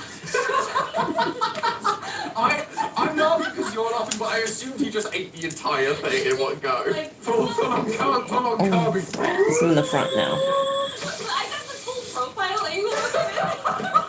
Despite it seeming inconsistent, this sandwich ran away with me. 24 for ratio, 26 for chicken quality, and 23 for overall experience. If you've been keeping track of the numbers during this episode, these are the highest scores for every category, with 26 being the highest number we've had, and coincidentally, the total score of sandwich number 3. So yeah, based on that, this sandwich is the winner with a total score of 73, 13 points above the current leader. I was shocked that the lead would be extended this much, but we can't go celebrating just yet. We still don't know which fast food chain is which. This one's Raising Cane's. I was gonna say the same thing. I think this one's Raising Cane's. This is Raising Cane's. Yes. Then it's Raising Cane's. Okay, yeah, that one. You are correct. Raising Cane sauce, man. And that's the only thing I've heard about this place is that the sauce is really good and the chicken is really bland. Blah. I think this might be KFC. I'm gonna go Wendy's. I think it's Chick-fil-A. How we holding up? Really? There was a certain flavor profile associated with the Chick-fil-A. I'm gonna say McDonald's. Ash is correct. Where? What? This was the one you guys took one bite of and like had a fit. I know what this is. I think it's Burger King. It's Burger King. Ash is 100% Burger King. Burger King. That is the worst thing ever. Yeah, I'm going with her. Well, vehemently convinced Almost it's the chicken. positive that's the chicken from Burger King. And you are correct. Yeah. All right. Nice. It's KFC. You think KFC is cheese? No, I don't think it's KFC. I'm gonna guess the Wendy's. You are both wrong. Yeah. So I would Yeah, say so Wendy's. We'll say Wendy's. You are both wrong. This is Chick-fil-A. I It agree. has to be Chick-fil-A. Okay. Chick-fil-A. It is Chick-fil-A. Here. I worked at Chick-fil-A for a year. I had Chick-fil-A sandwiches like 4 times a week. It was aggressive. Yeah, it's not. I guess with KFC. Sure. I guess that's my only. You're correct. Oh! Why are they putting sauce on it? I'm gonna say Popeyes because I haven't had Popeyes in years. I want to say Wendy's. Both wrong. Okay. Yay! Why? Popeyes. Yeah, I'm gonna say that's Popeyes. Easy. You were both wrong. What? It was KFC. Wow! There's no way. The woman was too stunned to speak. Sandwich number 6. This is the little guy. McDonald's. McDonald's. That tasted like McDonald's to me. No way. No way. Wendy's. You're both wrong. What? Wrong. Yeah. Wendy's. There we go. Interesting. There we go. You have one left. What was your final sandwich? Popeyes. So that was the best chicken sandwich. And in my heart of hearts, I know it wasn't Chick-fil-A because it was the best one. I'm going to say it was Chick-fil-A, even though it It was indeed Popeyes. Yeah. Okay, So then I'm gonna go we'll lock in KFC. KFC. Yeah. Incorrect. Yes! Because if the Let's other get one's there. KFC, this is Popeyes. Shoot. I might be able to do Yeah. 2 more, and then this will be done. Correct. Yes. That is I Popeyes. am I'm shocked. so shocked right now.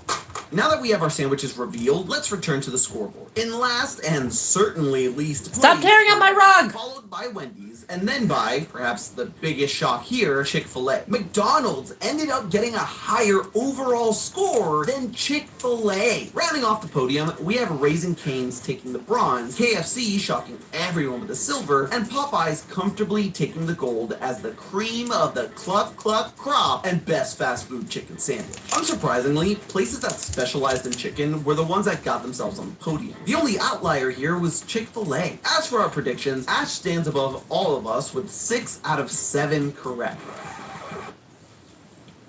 Hi. I made an oopsie. Ash didn't win. We tied! Though I'm happy that my opinion of Popeyes was also proven right. It was the best overall sandwich, with Tom, Lee, Jerica, and Caitlin all giving it their highest score. So if you're looking for a chicken sandwich that ticks all these boxes, a high chicken to sandwich ratio, an amazing chicken quality, and overall good experience, then look no further than Popeyes. Or at least a chain where the focus is solely on chicken, as long as apparently that chain isn't Chick-fil-A. And please, for the love of all things tasty, do not go to Burger King. But hey, that's just a theory. Alright. Food theory. Wait, Sparkle, go ahead, Chuck. sparkle, something pretty. Hey, if you want to see more, make sure to click the link on the screen now. And as always, I'll see you next week. I'm supposed to do this to the bottom of a severed head teddy bear purse, but Come on, Mufasa. Let's get in some trouble. It's time. I'll tell you a story. About a prince. You know his scar. And an orphan who would become the king. Mufasa the Lion King, now streaming on Disney Plus. What a wonderful name. Wild Hot Cod is back at A&W. Try the cod burger or cod taco today. codfish. I know that in a day and age. I think they had some at work today.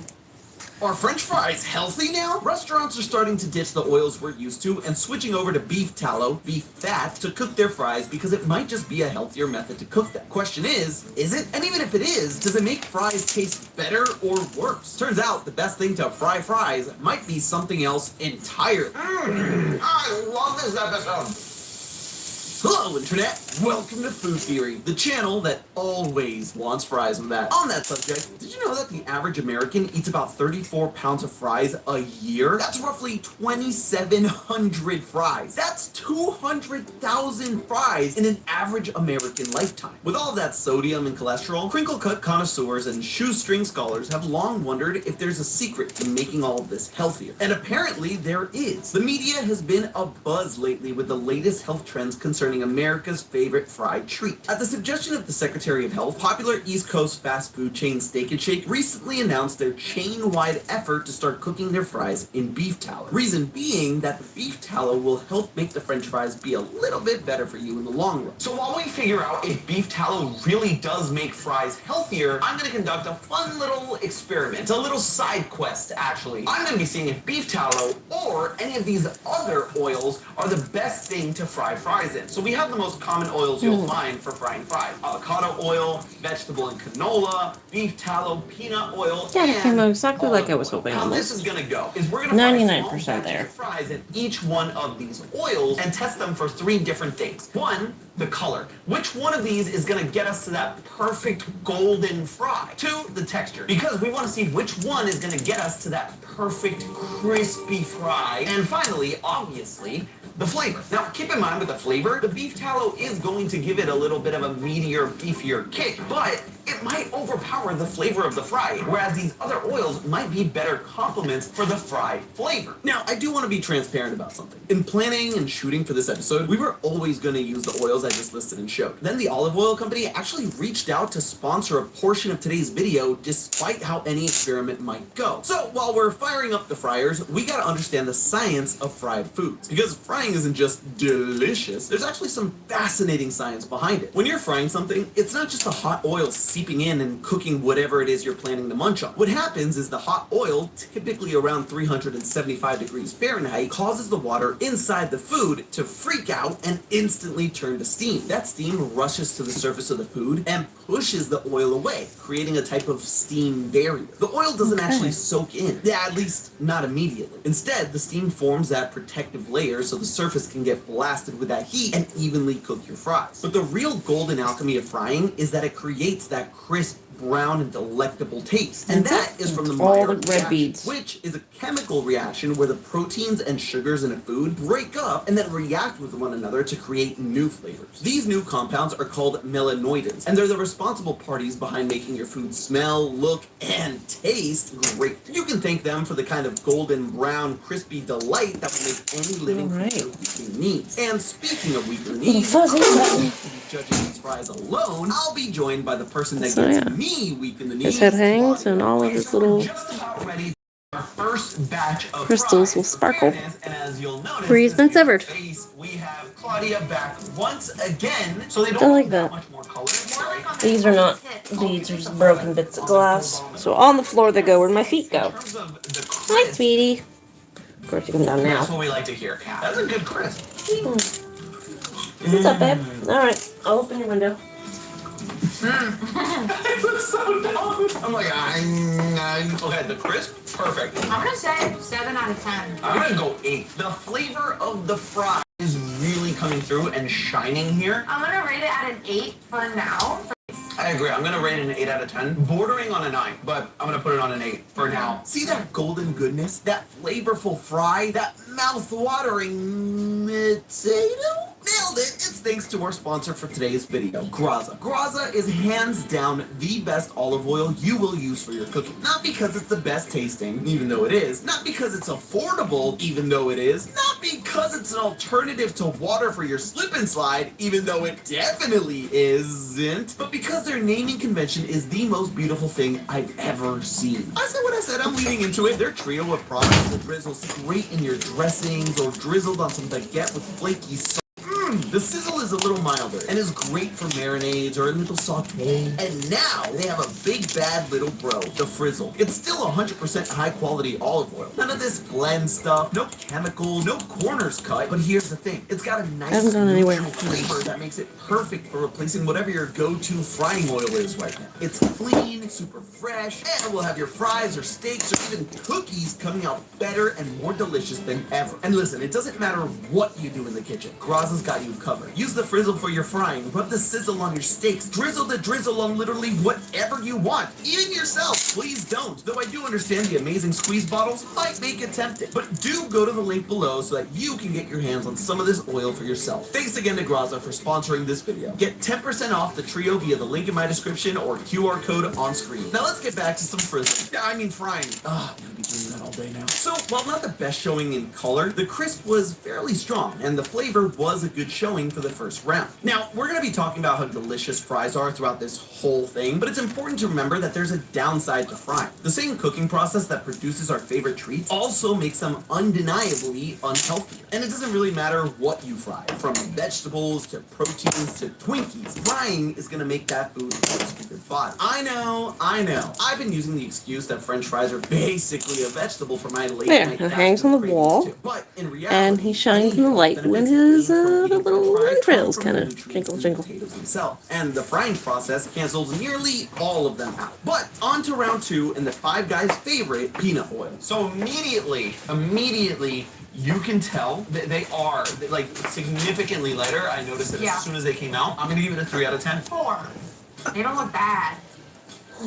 This is crunchier, for sure. The inside is actually fluffier now. They pop your eyes off yet? I will say this is a 9. I Probably will see how you put can some get more off of that. crispier than this. This is a 10. Flavor-wise, I can tell this one has more of a flavor. I mean, it's peanut oil, which we know peanut oil has much more of a pronounced flavor. I like it though. it actually ends up making the potato not stand out as much. The olive oil taste really complements the potato, but this one, it's just like, it's there, but it's not enhanced the flavor. I'm like dying to just get some ketchup. Ketchup. I'm gonna give this a 6 out of 10. I'm gonna do 6 too. Yeah. It's not bad, it's just like, it's not it. Now, we're only 2 rounds in, but there is no beating that crunch. It was crispy, fluffy. I don't know. Should I do good gore and horror in this Where the one? olive oil had a Or is it bit kind of of cute crunch, just like but then that? potato almost separately. This made the entire experience so much more cohesive and enjoyable as a fry. That said, the flavor didn't really enhance much You in the seem to fry. be It holding didn't quite good. I still will bring it complement as anyway. well as So you're the done. previous. But if you're someone that cares less about the fry flavor because you like to dip or dunk it in something, peanut oil is as good as it gets for that crunch. Speaking of potatoes on their own, though, they have a ton of nutritional benefits. They can be an excellent source have a of body. vitamins and minerals, Just don't like remember the what I was immune gonna system use for fortifying vitamin C, the brain boosting vitamin B6, and the bone fortifying vitamin K. A lot of those vitamins come from the potato skin though. So by removing the skin, like you would when you're preparing a standard order of fast food fries, you're cutting down on those benefits. And even if you do keep the skin, the high heat denatures the more sensitive ones like vitamin C and B. So even with a tried and true steak fry, you're wonder losing if I most of the can nutrition. find a little tiny Be spot tall of or this. not, the very act These are just of frying too small. immediately knocks it down a peg or 5 on the good for you scale. These are, I mean, it's already a huge difference. They're way more golden. I love those. Very cool. So you can start seeing the color immediately. It is a big difference to the peanut oil, Too which big, was a lot more pale. too small. Even gold. In terms of color, I'm gonna give this a solid 8 out of 10. 9. These are gorgeous. Wow, that's actually a huge. Don't waste your money on cheap dirt. Bigger. Get the real deal with Miracle Grow. Packed with essential nutrients to grow strong, healthy roots. Miracle Grow Garden Soil is your secret sauce for a healthy, beautiful garden. Miracle Grow. No better way to grow. Oh, baby.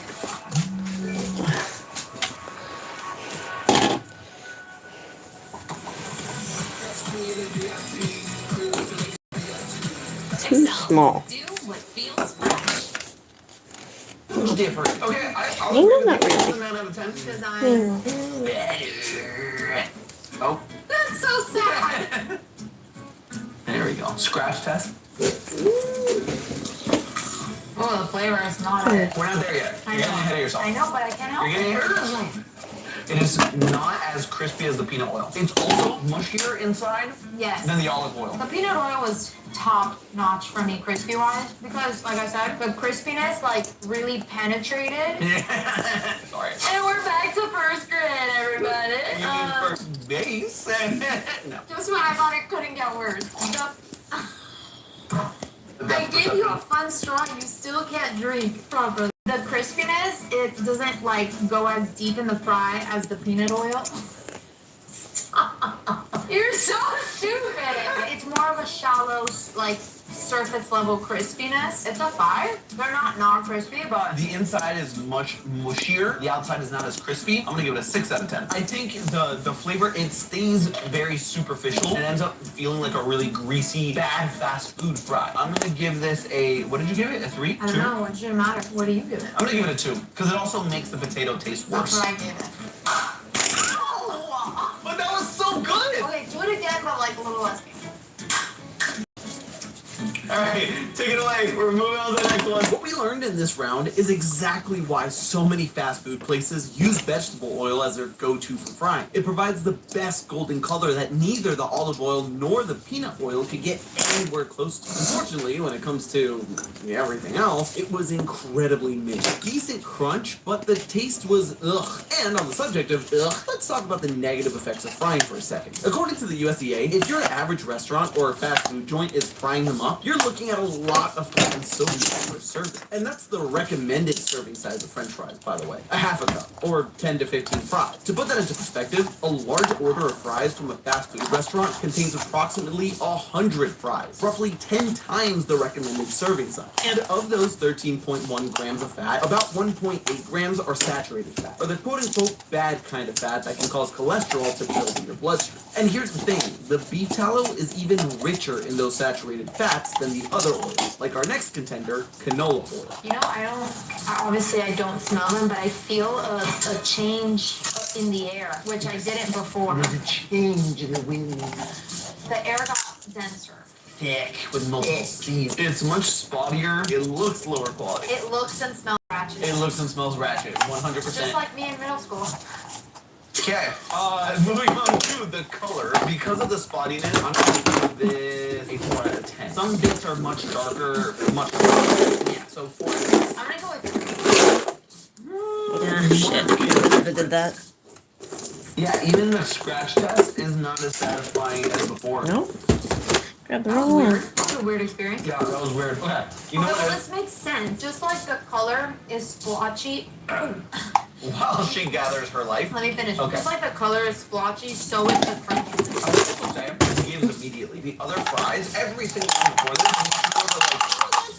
There we go. but this one, we took it alive. Okay, so crunch, I'm giving this a 3. I'm actually gonna give it a 2 because no texture here is working for me. Flavor-wise, the canola oil, again, it has this weird aftertaste. It is way less neutral than the vegetable oil and the peanut oil, and the flavor it has does not complement the potato like the olive oil did. This to me is a 1 out of 10. For me, the taste is the one. Yeah, I know better. 100%. This round was... I know better. Canola oil is another one of those that's commonly used because it's a neutral flavor and has a relatively high smoke. I know better. It makes the fries feel greasier and taste more oily. Sure, the flavor in and of itself is neutral, but you're still getting a lot of that oil in your mouth and almost stops you from tasting anything else. Spoiler alert, this was by far and away that we wrapped the seed oils for our little side quest. What's the deal with seed oils anyway? You may hear about these more and more in the coming months and years, but are they really as unhealthy as they're touted to be? Not necessarily. Because seed oils are inexpensive, they're used in similarly cheap, ultra-processed foods, which can certainly be unhealthy. But the seed oils themselves aren't the bad guys. In fact, seed oils are rich in omega-6 fatty acids, which are essential to our bodies in the right dose. Compared to some other types of fats, like trans fats or saturated fats, omega-6 fatty acids aren't nearly as unhealthy in moderation. So placing the sole blame for diabetes and obesity, heart disease, and other illnesses on seed oils isn't entirely accurate. Yes, they can be an ingredient in a heavily processed food, but adding the seed oil isn't what makes that food suddenly unhealthy. But although seed oils can be helpful to your body as part of a balanced diet, frying potatoes in seed oils like canola oil or peanut oil runs a higher risk of destabilizing and creating harmful chemicals in the fryer. I will say these are actually darker. They are. They are. They're They're like the darkest. they are the darkest. But not in a better way. Here's what it is, and this is my prediction for the flavor They're as a well. little splotchy. They look drier. Yeah. It looks like they dried and then cooked, as opposed to fried with like that protective layer all around it. You know? Yeah. Yeah. I might have just made a fact right now. They dried, not fried. Balls. Okay. Okay. Not bad. It's better than the canola or the vegetable oil already. Let's go for Color? it. We didn't rate No, it. we didn't rate the color. You're right. We got ahead of ourselves. What are you gonna give it? 5. I'll give it a 5 as well. The splotchiness and the darkiness of the way it was. This is way better than the canola and vegetable oil. Way better. Like It's not even close. After peanut, this is the better crunch. Agreed. It has a similar crisp to peanut, but a little more fluffiness on the inside. It's crispier through the core. The inside has like a little bit of more of a crunch than a fluff. I still prefer the peanut crunch. Agreed. But this is really not bad. It almost makes it feel like there's more fry. The avocado feels like you're actually getting some potato. Chris, what are you gonna give it? It's okay. Call me Chris. My wife, Chris, what are you gonna give it? For crunch, 8. I'm gonna go with a 9. I'm not getting that like dense oil aftertaste in my mouth. Nice! Let's go. Giga My Chat turn. Sandy moment.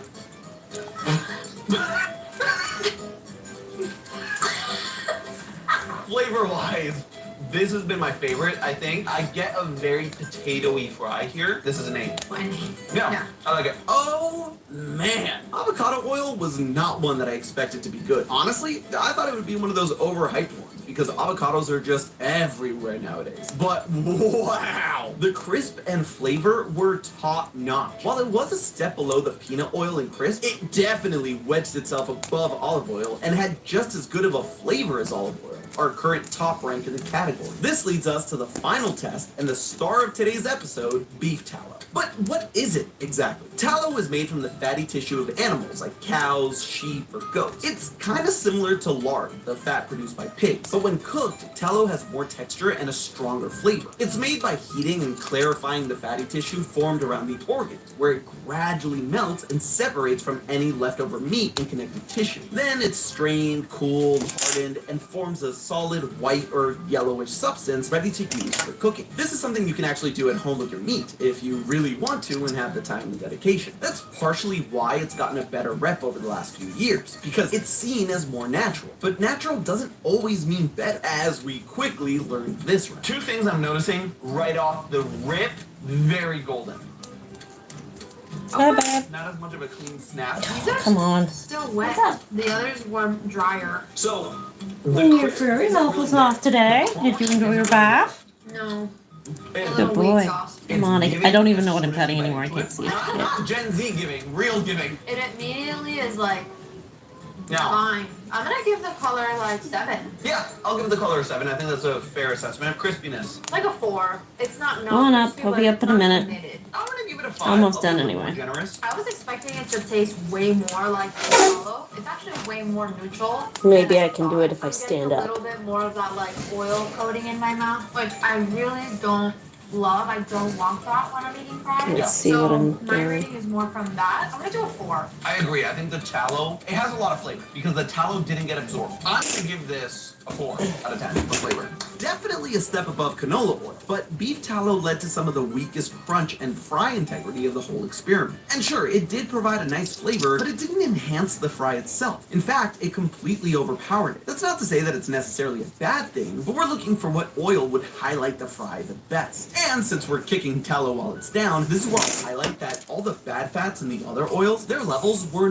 nothing compared to beef tallow. It has 6.37 grams per tablespoon serving, which is nearly 50% of the overall 12.8 grams. And like we learned earlier, saturated fats are linked to heart problems, inflammation, high cholesterol, and other chronic diseases. It does have some benefits too, but the main theme of this episode is that you'll lose any of those potential benefits when you start dunking your potatoes in the hot oil to fry. At the end of the day, when comparing the risks and benefits of seed oils versus beef tallow, it's difficult to say which one is technically healthier. Both have substances that provide essential nutrients that the body can't produce on its own, but they also both have their unique drawbacks, and they bring those downsides with them to our fries no matter what. The most important thing to remember is that fries aren't going to be healthy. You're not suddenly going to turn them into a healthy food by incorporating a different oil or beef tallow, especially not fast food places that reuse oils and overheat them to HE double hockey sticks and back. But as long as you understand that they're a treat to be had in moderation, that's the important thing. And if you're making them at home, when it comes down to which oil you should use, that depends on you. If you're someone like Claudia and I that value the crisp and crunch and textural experience of the fry above This all is else, aggravating peanut as oil fuck. is the clear winner. If you just want the golden look and you don't care about the fast food oily flavor, vegetable oil is the pick for you. And if you're looking for the best complement to the potato flavor, that was a tie between olive oil and avocado oil. But that tie is broken by the one with the highest overall score and the newly crowned frying king, avocado oil. But hey, that's just a theory. our food theory. Buen provecho. And hey, if you want to see more, make sure to click the link on the screen now. And as always, I'll see you next week.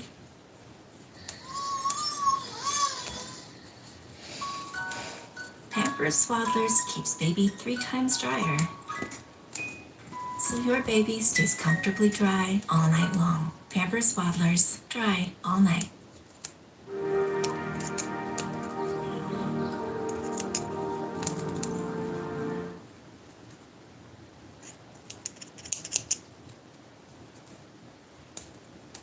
Three years, 3 episodes, 3 chances to find the perfect solution to combat spicy food. And this year, I think we've done it. Tremble in fear, all your restaurants with hot wing challenges. The theorists are going to be coming to dominate your walls of fame. After today's episode, I promise that you'll be equipped to handle nearly anything they can throw at you, no matter how high those chefs crank up the heat. That said, can science actually stand up to the ultimate test? The moment when the hottest thing in spicy food turns cold. Oh no, that was such a small amount.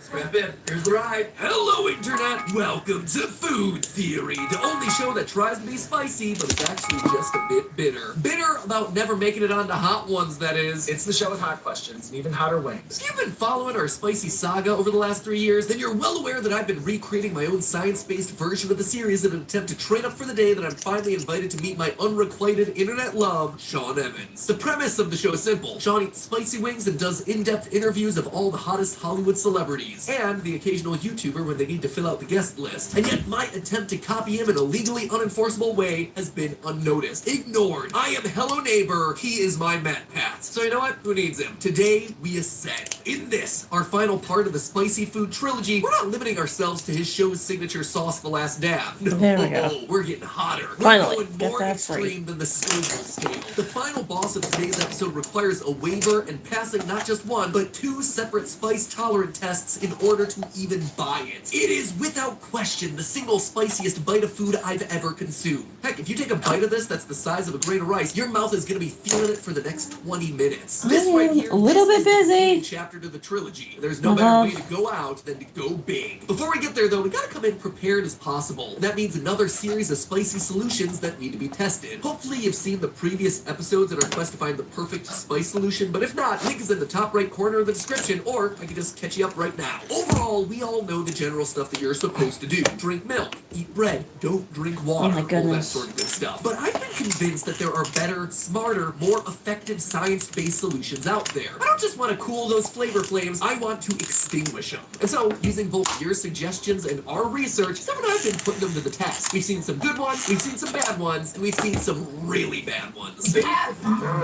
Negative F. What is wrong with you? In general, we've learned that the perfect spice solutions try to check off as many boxes on this list. They've got to be cold, they got to be sweet, and they got to be thick with as many C's as possible. They're also ideally full of dairy, which contains casein, a protein that's able to dissolve capsaicin, the molecules in food that make it spicy. Lastly, the ideal spice solution. Oh my god, I love you! Capsaicin on the pH scale is basic, so counteracting it with something acidic like lemon You or are so lime juice special to can me. neutralize the capsaicin that's lingering in your mouth. That right there, that is our list of must-haves. We've also learned to stay far away from anything that contains alcohol, which just activates the same TRPV1 receptors that capsaicin does in the mouth, irritating them in a very similar way. So far, our top spicy food solutions have been sweet lime simple syrup, a honey peanut butter mixture, and at the top of the heap, a cold custard milkshake specifically from our local ice cream chain, Good Berries. All of them are good, each checking off 2 or 3 of the qualities on our list, but none of them are truly great, especially when up against the toughest and spiciest contenders. See also our reactions from last year. I'm gonna just try real quick.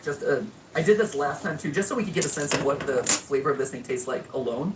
It tastes like fire. What do you mean? Oh. The flavor. It tastes like charcoal and fire. So without further ado, it's time for things to get spicy. Let's set up this test. Yes, my friends, this is the final episode in our trilogy of Spicy Food Challenge Solution episodes. That's your sweet bippy. Until next year when we decide to reboot the whole thing.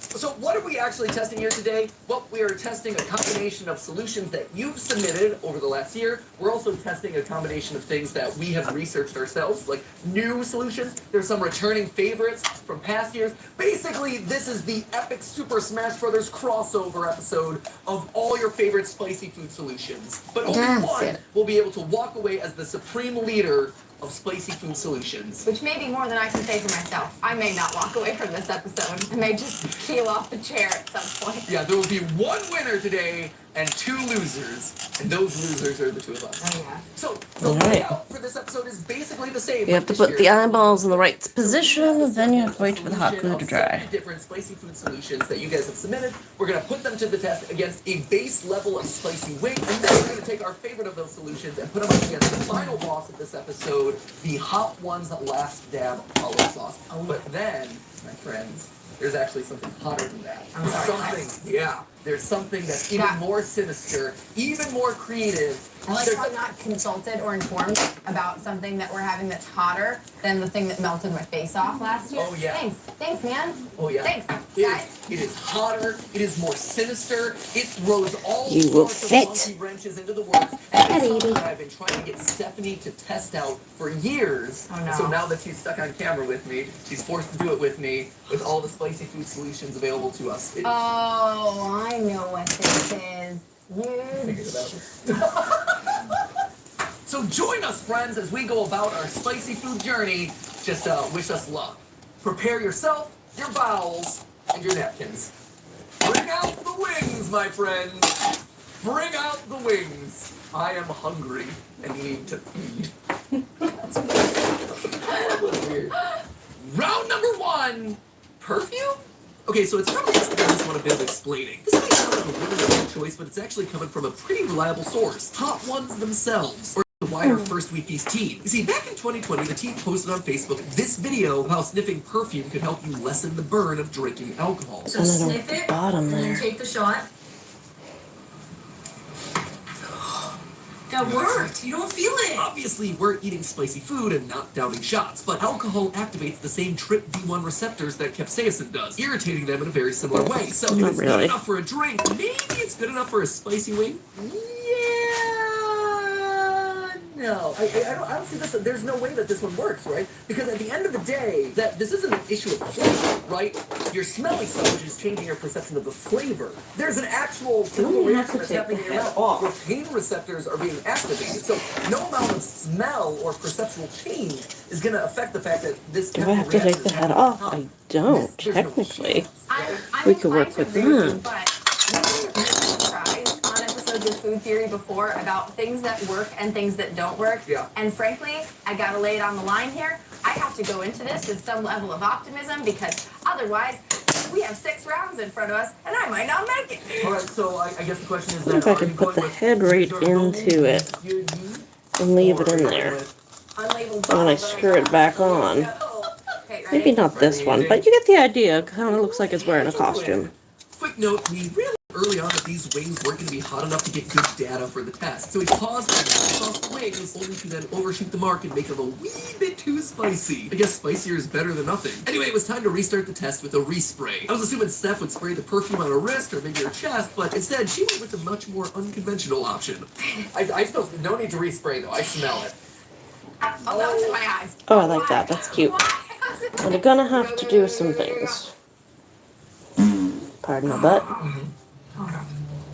This is a lot hotter. The perfume is doing nothing except providing a very confusing. Smell my wrist! Smell my wrist! Is it helping? No. Is it helping? Maybe. It's very just black. It's worse. It's worse when I'm not smelling your wrist. It legitimately is worse when you're not directly smelling perfume. I can tell you right now, the reason for this is twofold. I'll be there in a minute. One is it's distracting you from the heat in your mouth. 2, though, the air isn't passing through your mouth. There's that impulse to breathe through your mouth. I want to breathe out the heat. But instead, it's forcing you to breathe through your nose, which actually makes it feel better. Like, talking to you right now is literally agony for me. I hate every word that's coming out of my mouth because I'm literally breathing out. But when I do this, it still burns. Don't get me wrong. Yeah. Like, you still feel it, but it's not less the best. sharp. So in terms of, like, solutions, low, but effective. Yeah. It's not a net negative. It's not nothing, but it's low. So let's move through this. Let's do another one. Yeah, let's go. Round number 2! No.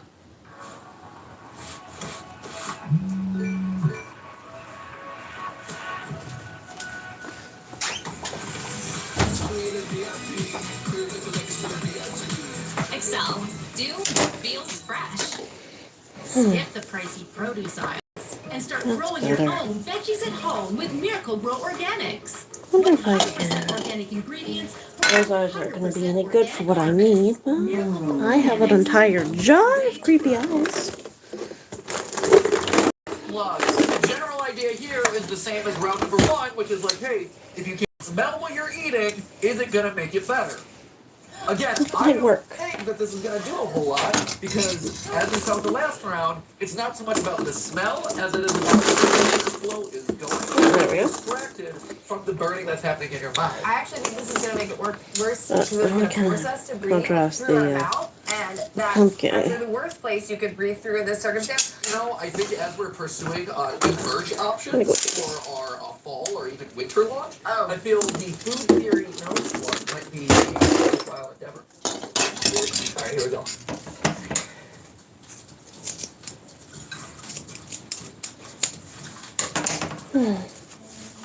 Huh. This is weird. It's not doing anything. It's literally not doing. Like, you compare our reaction last time Oh my god, I'm to fine. where we are now. I'm fine. Oh my god, I'm fine. This is insane. This is shocking to me. Here, wait. I'm gonna try another bite. I can't believe this. I'm not supposed to not say anything in these reactions, but I'm actually like speechless. I can't believe this worked. The only place I feel it is all the way in the back of my palate. Right now, I'm feeling it in the back of my throat. Yeah. I'm feeling it like around the edge where I got sauce here. Yeah. But the I'm middle not- of my mouth is actually totally fine. My tongue, which is where last round, wow, I was feeling it. I was dying. Crucible. Yeah, I was dying. I'm fine. Like, wow. I could go back in and do multiple bites of this. This is not the result I expected at all. This is wild. I'm holding this on here for my own benefit at this point. It's so much less spicy. It's not completely not spicy. No. But we're talking. Yeah. We're functioning normally. I'm not falling off my chair right now. This is amazing. Yeah, I'm not feeling the sort of visceral reaction of like, I'm crying right now, or like, oh my gosh, I'm breathing fire right now. I feel it, and I definitely feel it in my like soft palate, back of my throat, back of everything. Dude, you go into these episodes, we expect zero of these things to work. We expect to be miserable the entire time. This one works. This is unbelievable. Dude, this works. This might be the single most effective solution of any that we've done across the street. I can't believe that. I am dumbfounded. I know. I also, like you, thought that, like, hey, this is a chemical reaction happening in my tongue. Breathing or smelling is not going to affect this, but it totally does. My mouth feels warm. Yeah, I feel it. Doesn't feel like super happy, but I'm fine. Yeah, I could tell that I would be feeling an uncomfortable amount of spice. Yeah. If I would let myself. Yeah. But the fact that, for whatever, I don't know, again, if I'm focused on... It's just keeping a lid on. Yeah, it's dampening it significantly. So, VO Matt Pat, after this episode, after we're done here and this misery is over with, look this up and tell everyone what the science is here, because I don't know. This is blowing my mind. This is incredible. I got you back there, live action Matt Pat. As we're all familiar with at this point, the sensation of flavor is actually a combination of taste and smell. This happens because as you chew, you force air through your nasal passages. These food odors are detected by receptor proteins on hair-like cilia at the top of the sensory cells in your nerves, which then send messages to the brain. And even though it's a chemical reaction taking place on your tongue and not a matter of flavor, the conflicting messages being sent to your brain seem to be enough to override the stimulus of the capsaicin. Now, this isn't something that totally prevents the feeling of spice, but even smelling capsaicin can irritate the mucous membranes in your nose, thereby leading to an increased perception of spice when you eat. So, by plugging our noses, it lessened the overall sensation of the spicy food. We also have some taste buds in the soft palate of our mouths, which explains why I was still feeling some burning back in that area, but when it came to our tongues, the lack of smelling seemed to completely dampen any spicy feelings. Round number 3!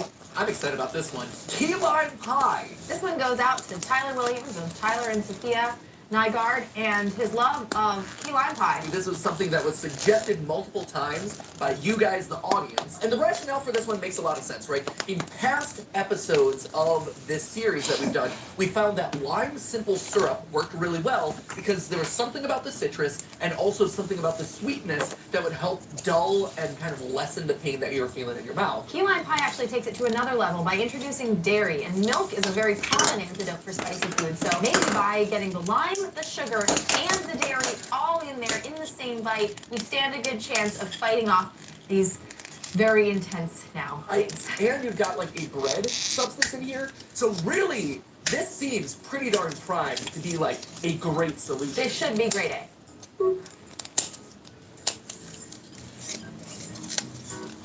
Okay, I'm gonna lick the fingers for that extra spice. Oh man, doing it again really reinforces how much the nose plugs did. You did a really good job, man. That, I don't want to put them in there at the same time. I haven't finished chewing this.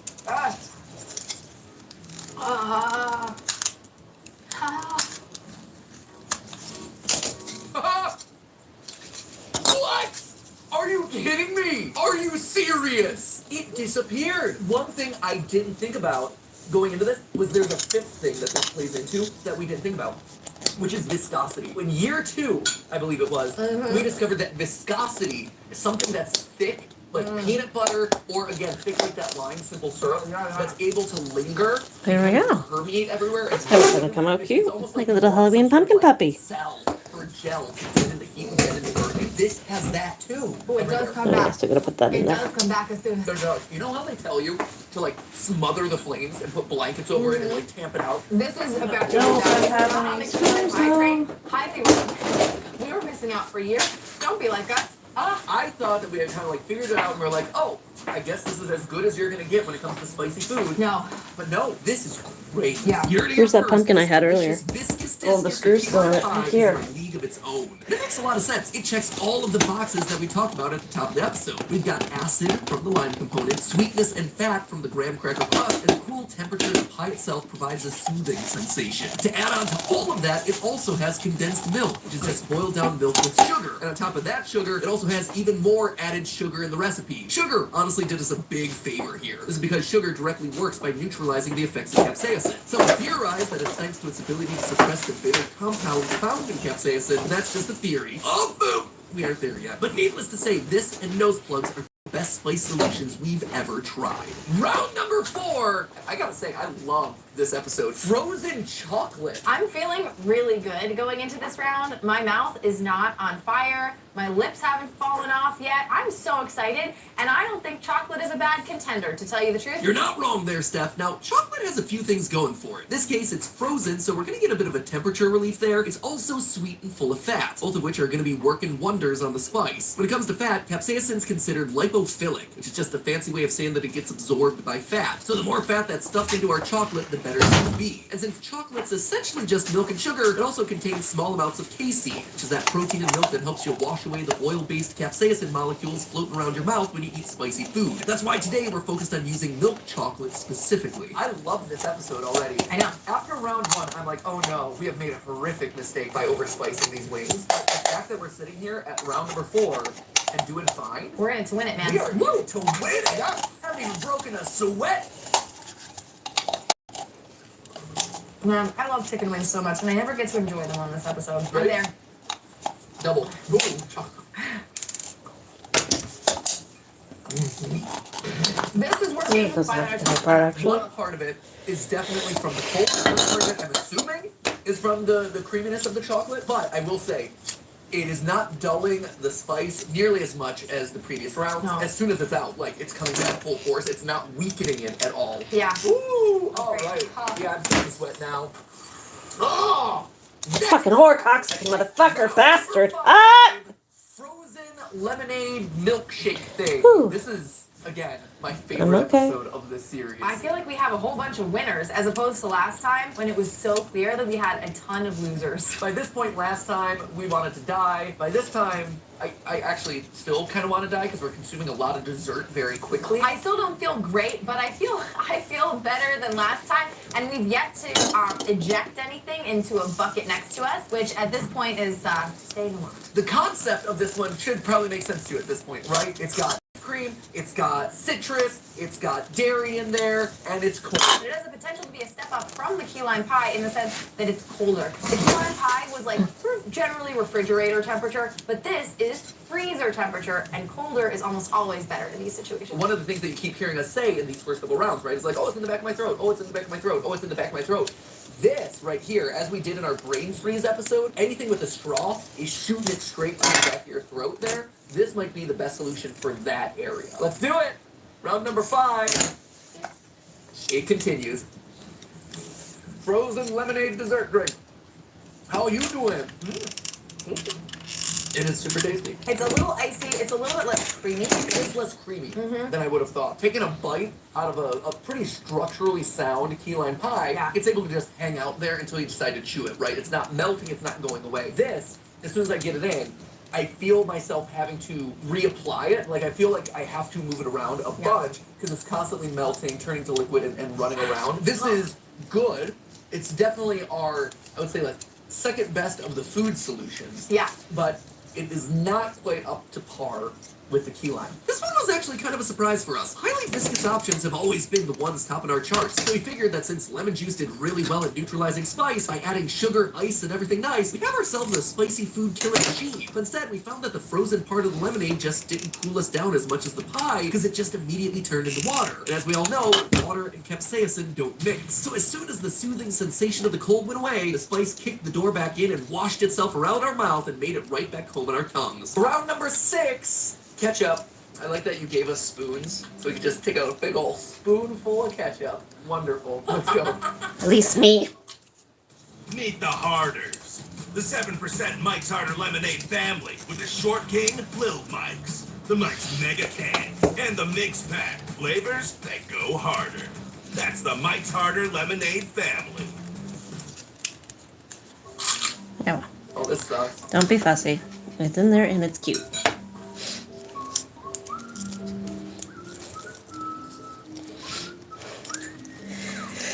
So,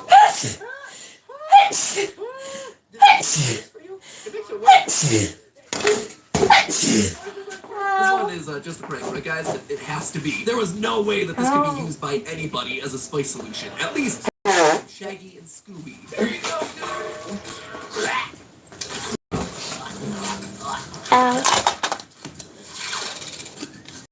Trying to dull spices and ketchup, about the same level of pain that I got from watching Velma. Who would have figured that a movie starring a crime-fighting dog wouldn't adhere to proper scientific principles? Unfortunately, while the acidity of the tomato and vinegar, along with the sweetness of the sugar, should have helped to soothe us, capsaicin is hydrophobic, meaning that it doesn't bind to water-based solutions like ketchup. So all of those ingredients pretty much did diddly squat other than to make us suffer more. What goes up must come down, friends. And after 6 rounds, we were flying high for a while. But you knew it wouldn't be a food theory episode without it crashing and burning. Oh, we just been kicked to the basement, friends. That's a rough note to go off of here as we go into the final boss round, which is the last dab. But that's where we're leading to next. I would say ketchup will not be making it into that final round. Speaking of that final round, there's no use putting it off. It's time for the last dab. Final boss time! Right there.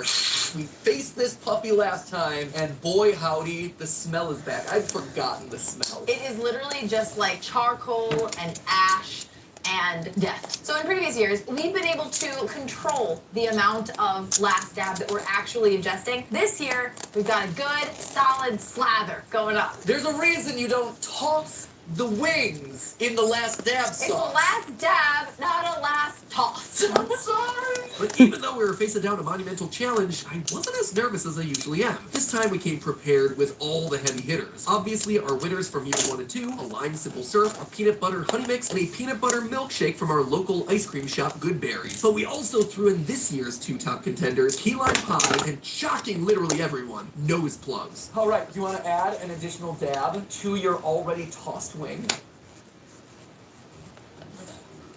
So strap in, ladies and gentlemen.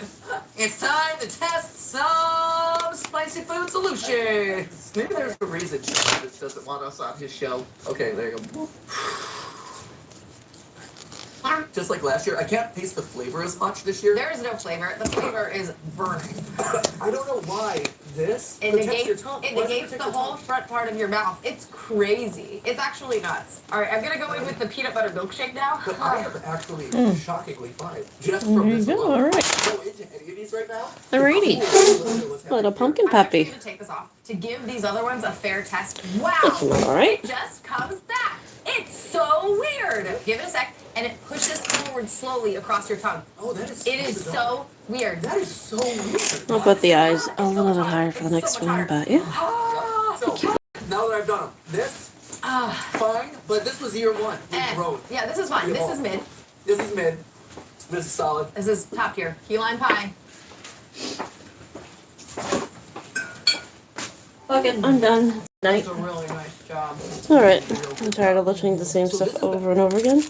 Well, if you stopped by and said hi, thank you, and I will probably see you tomorrow night for a little bit. Okay.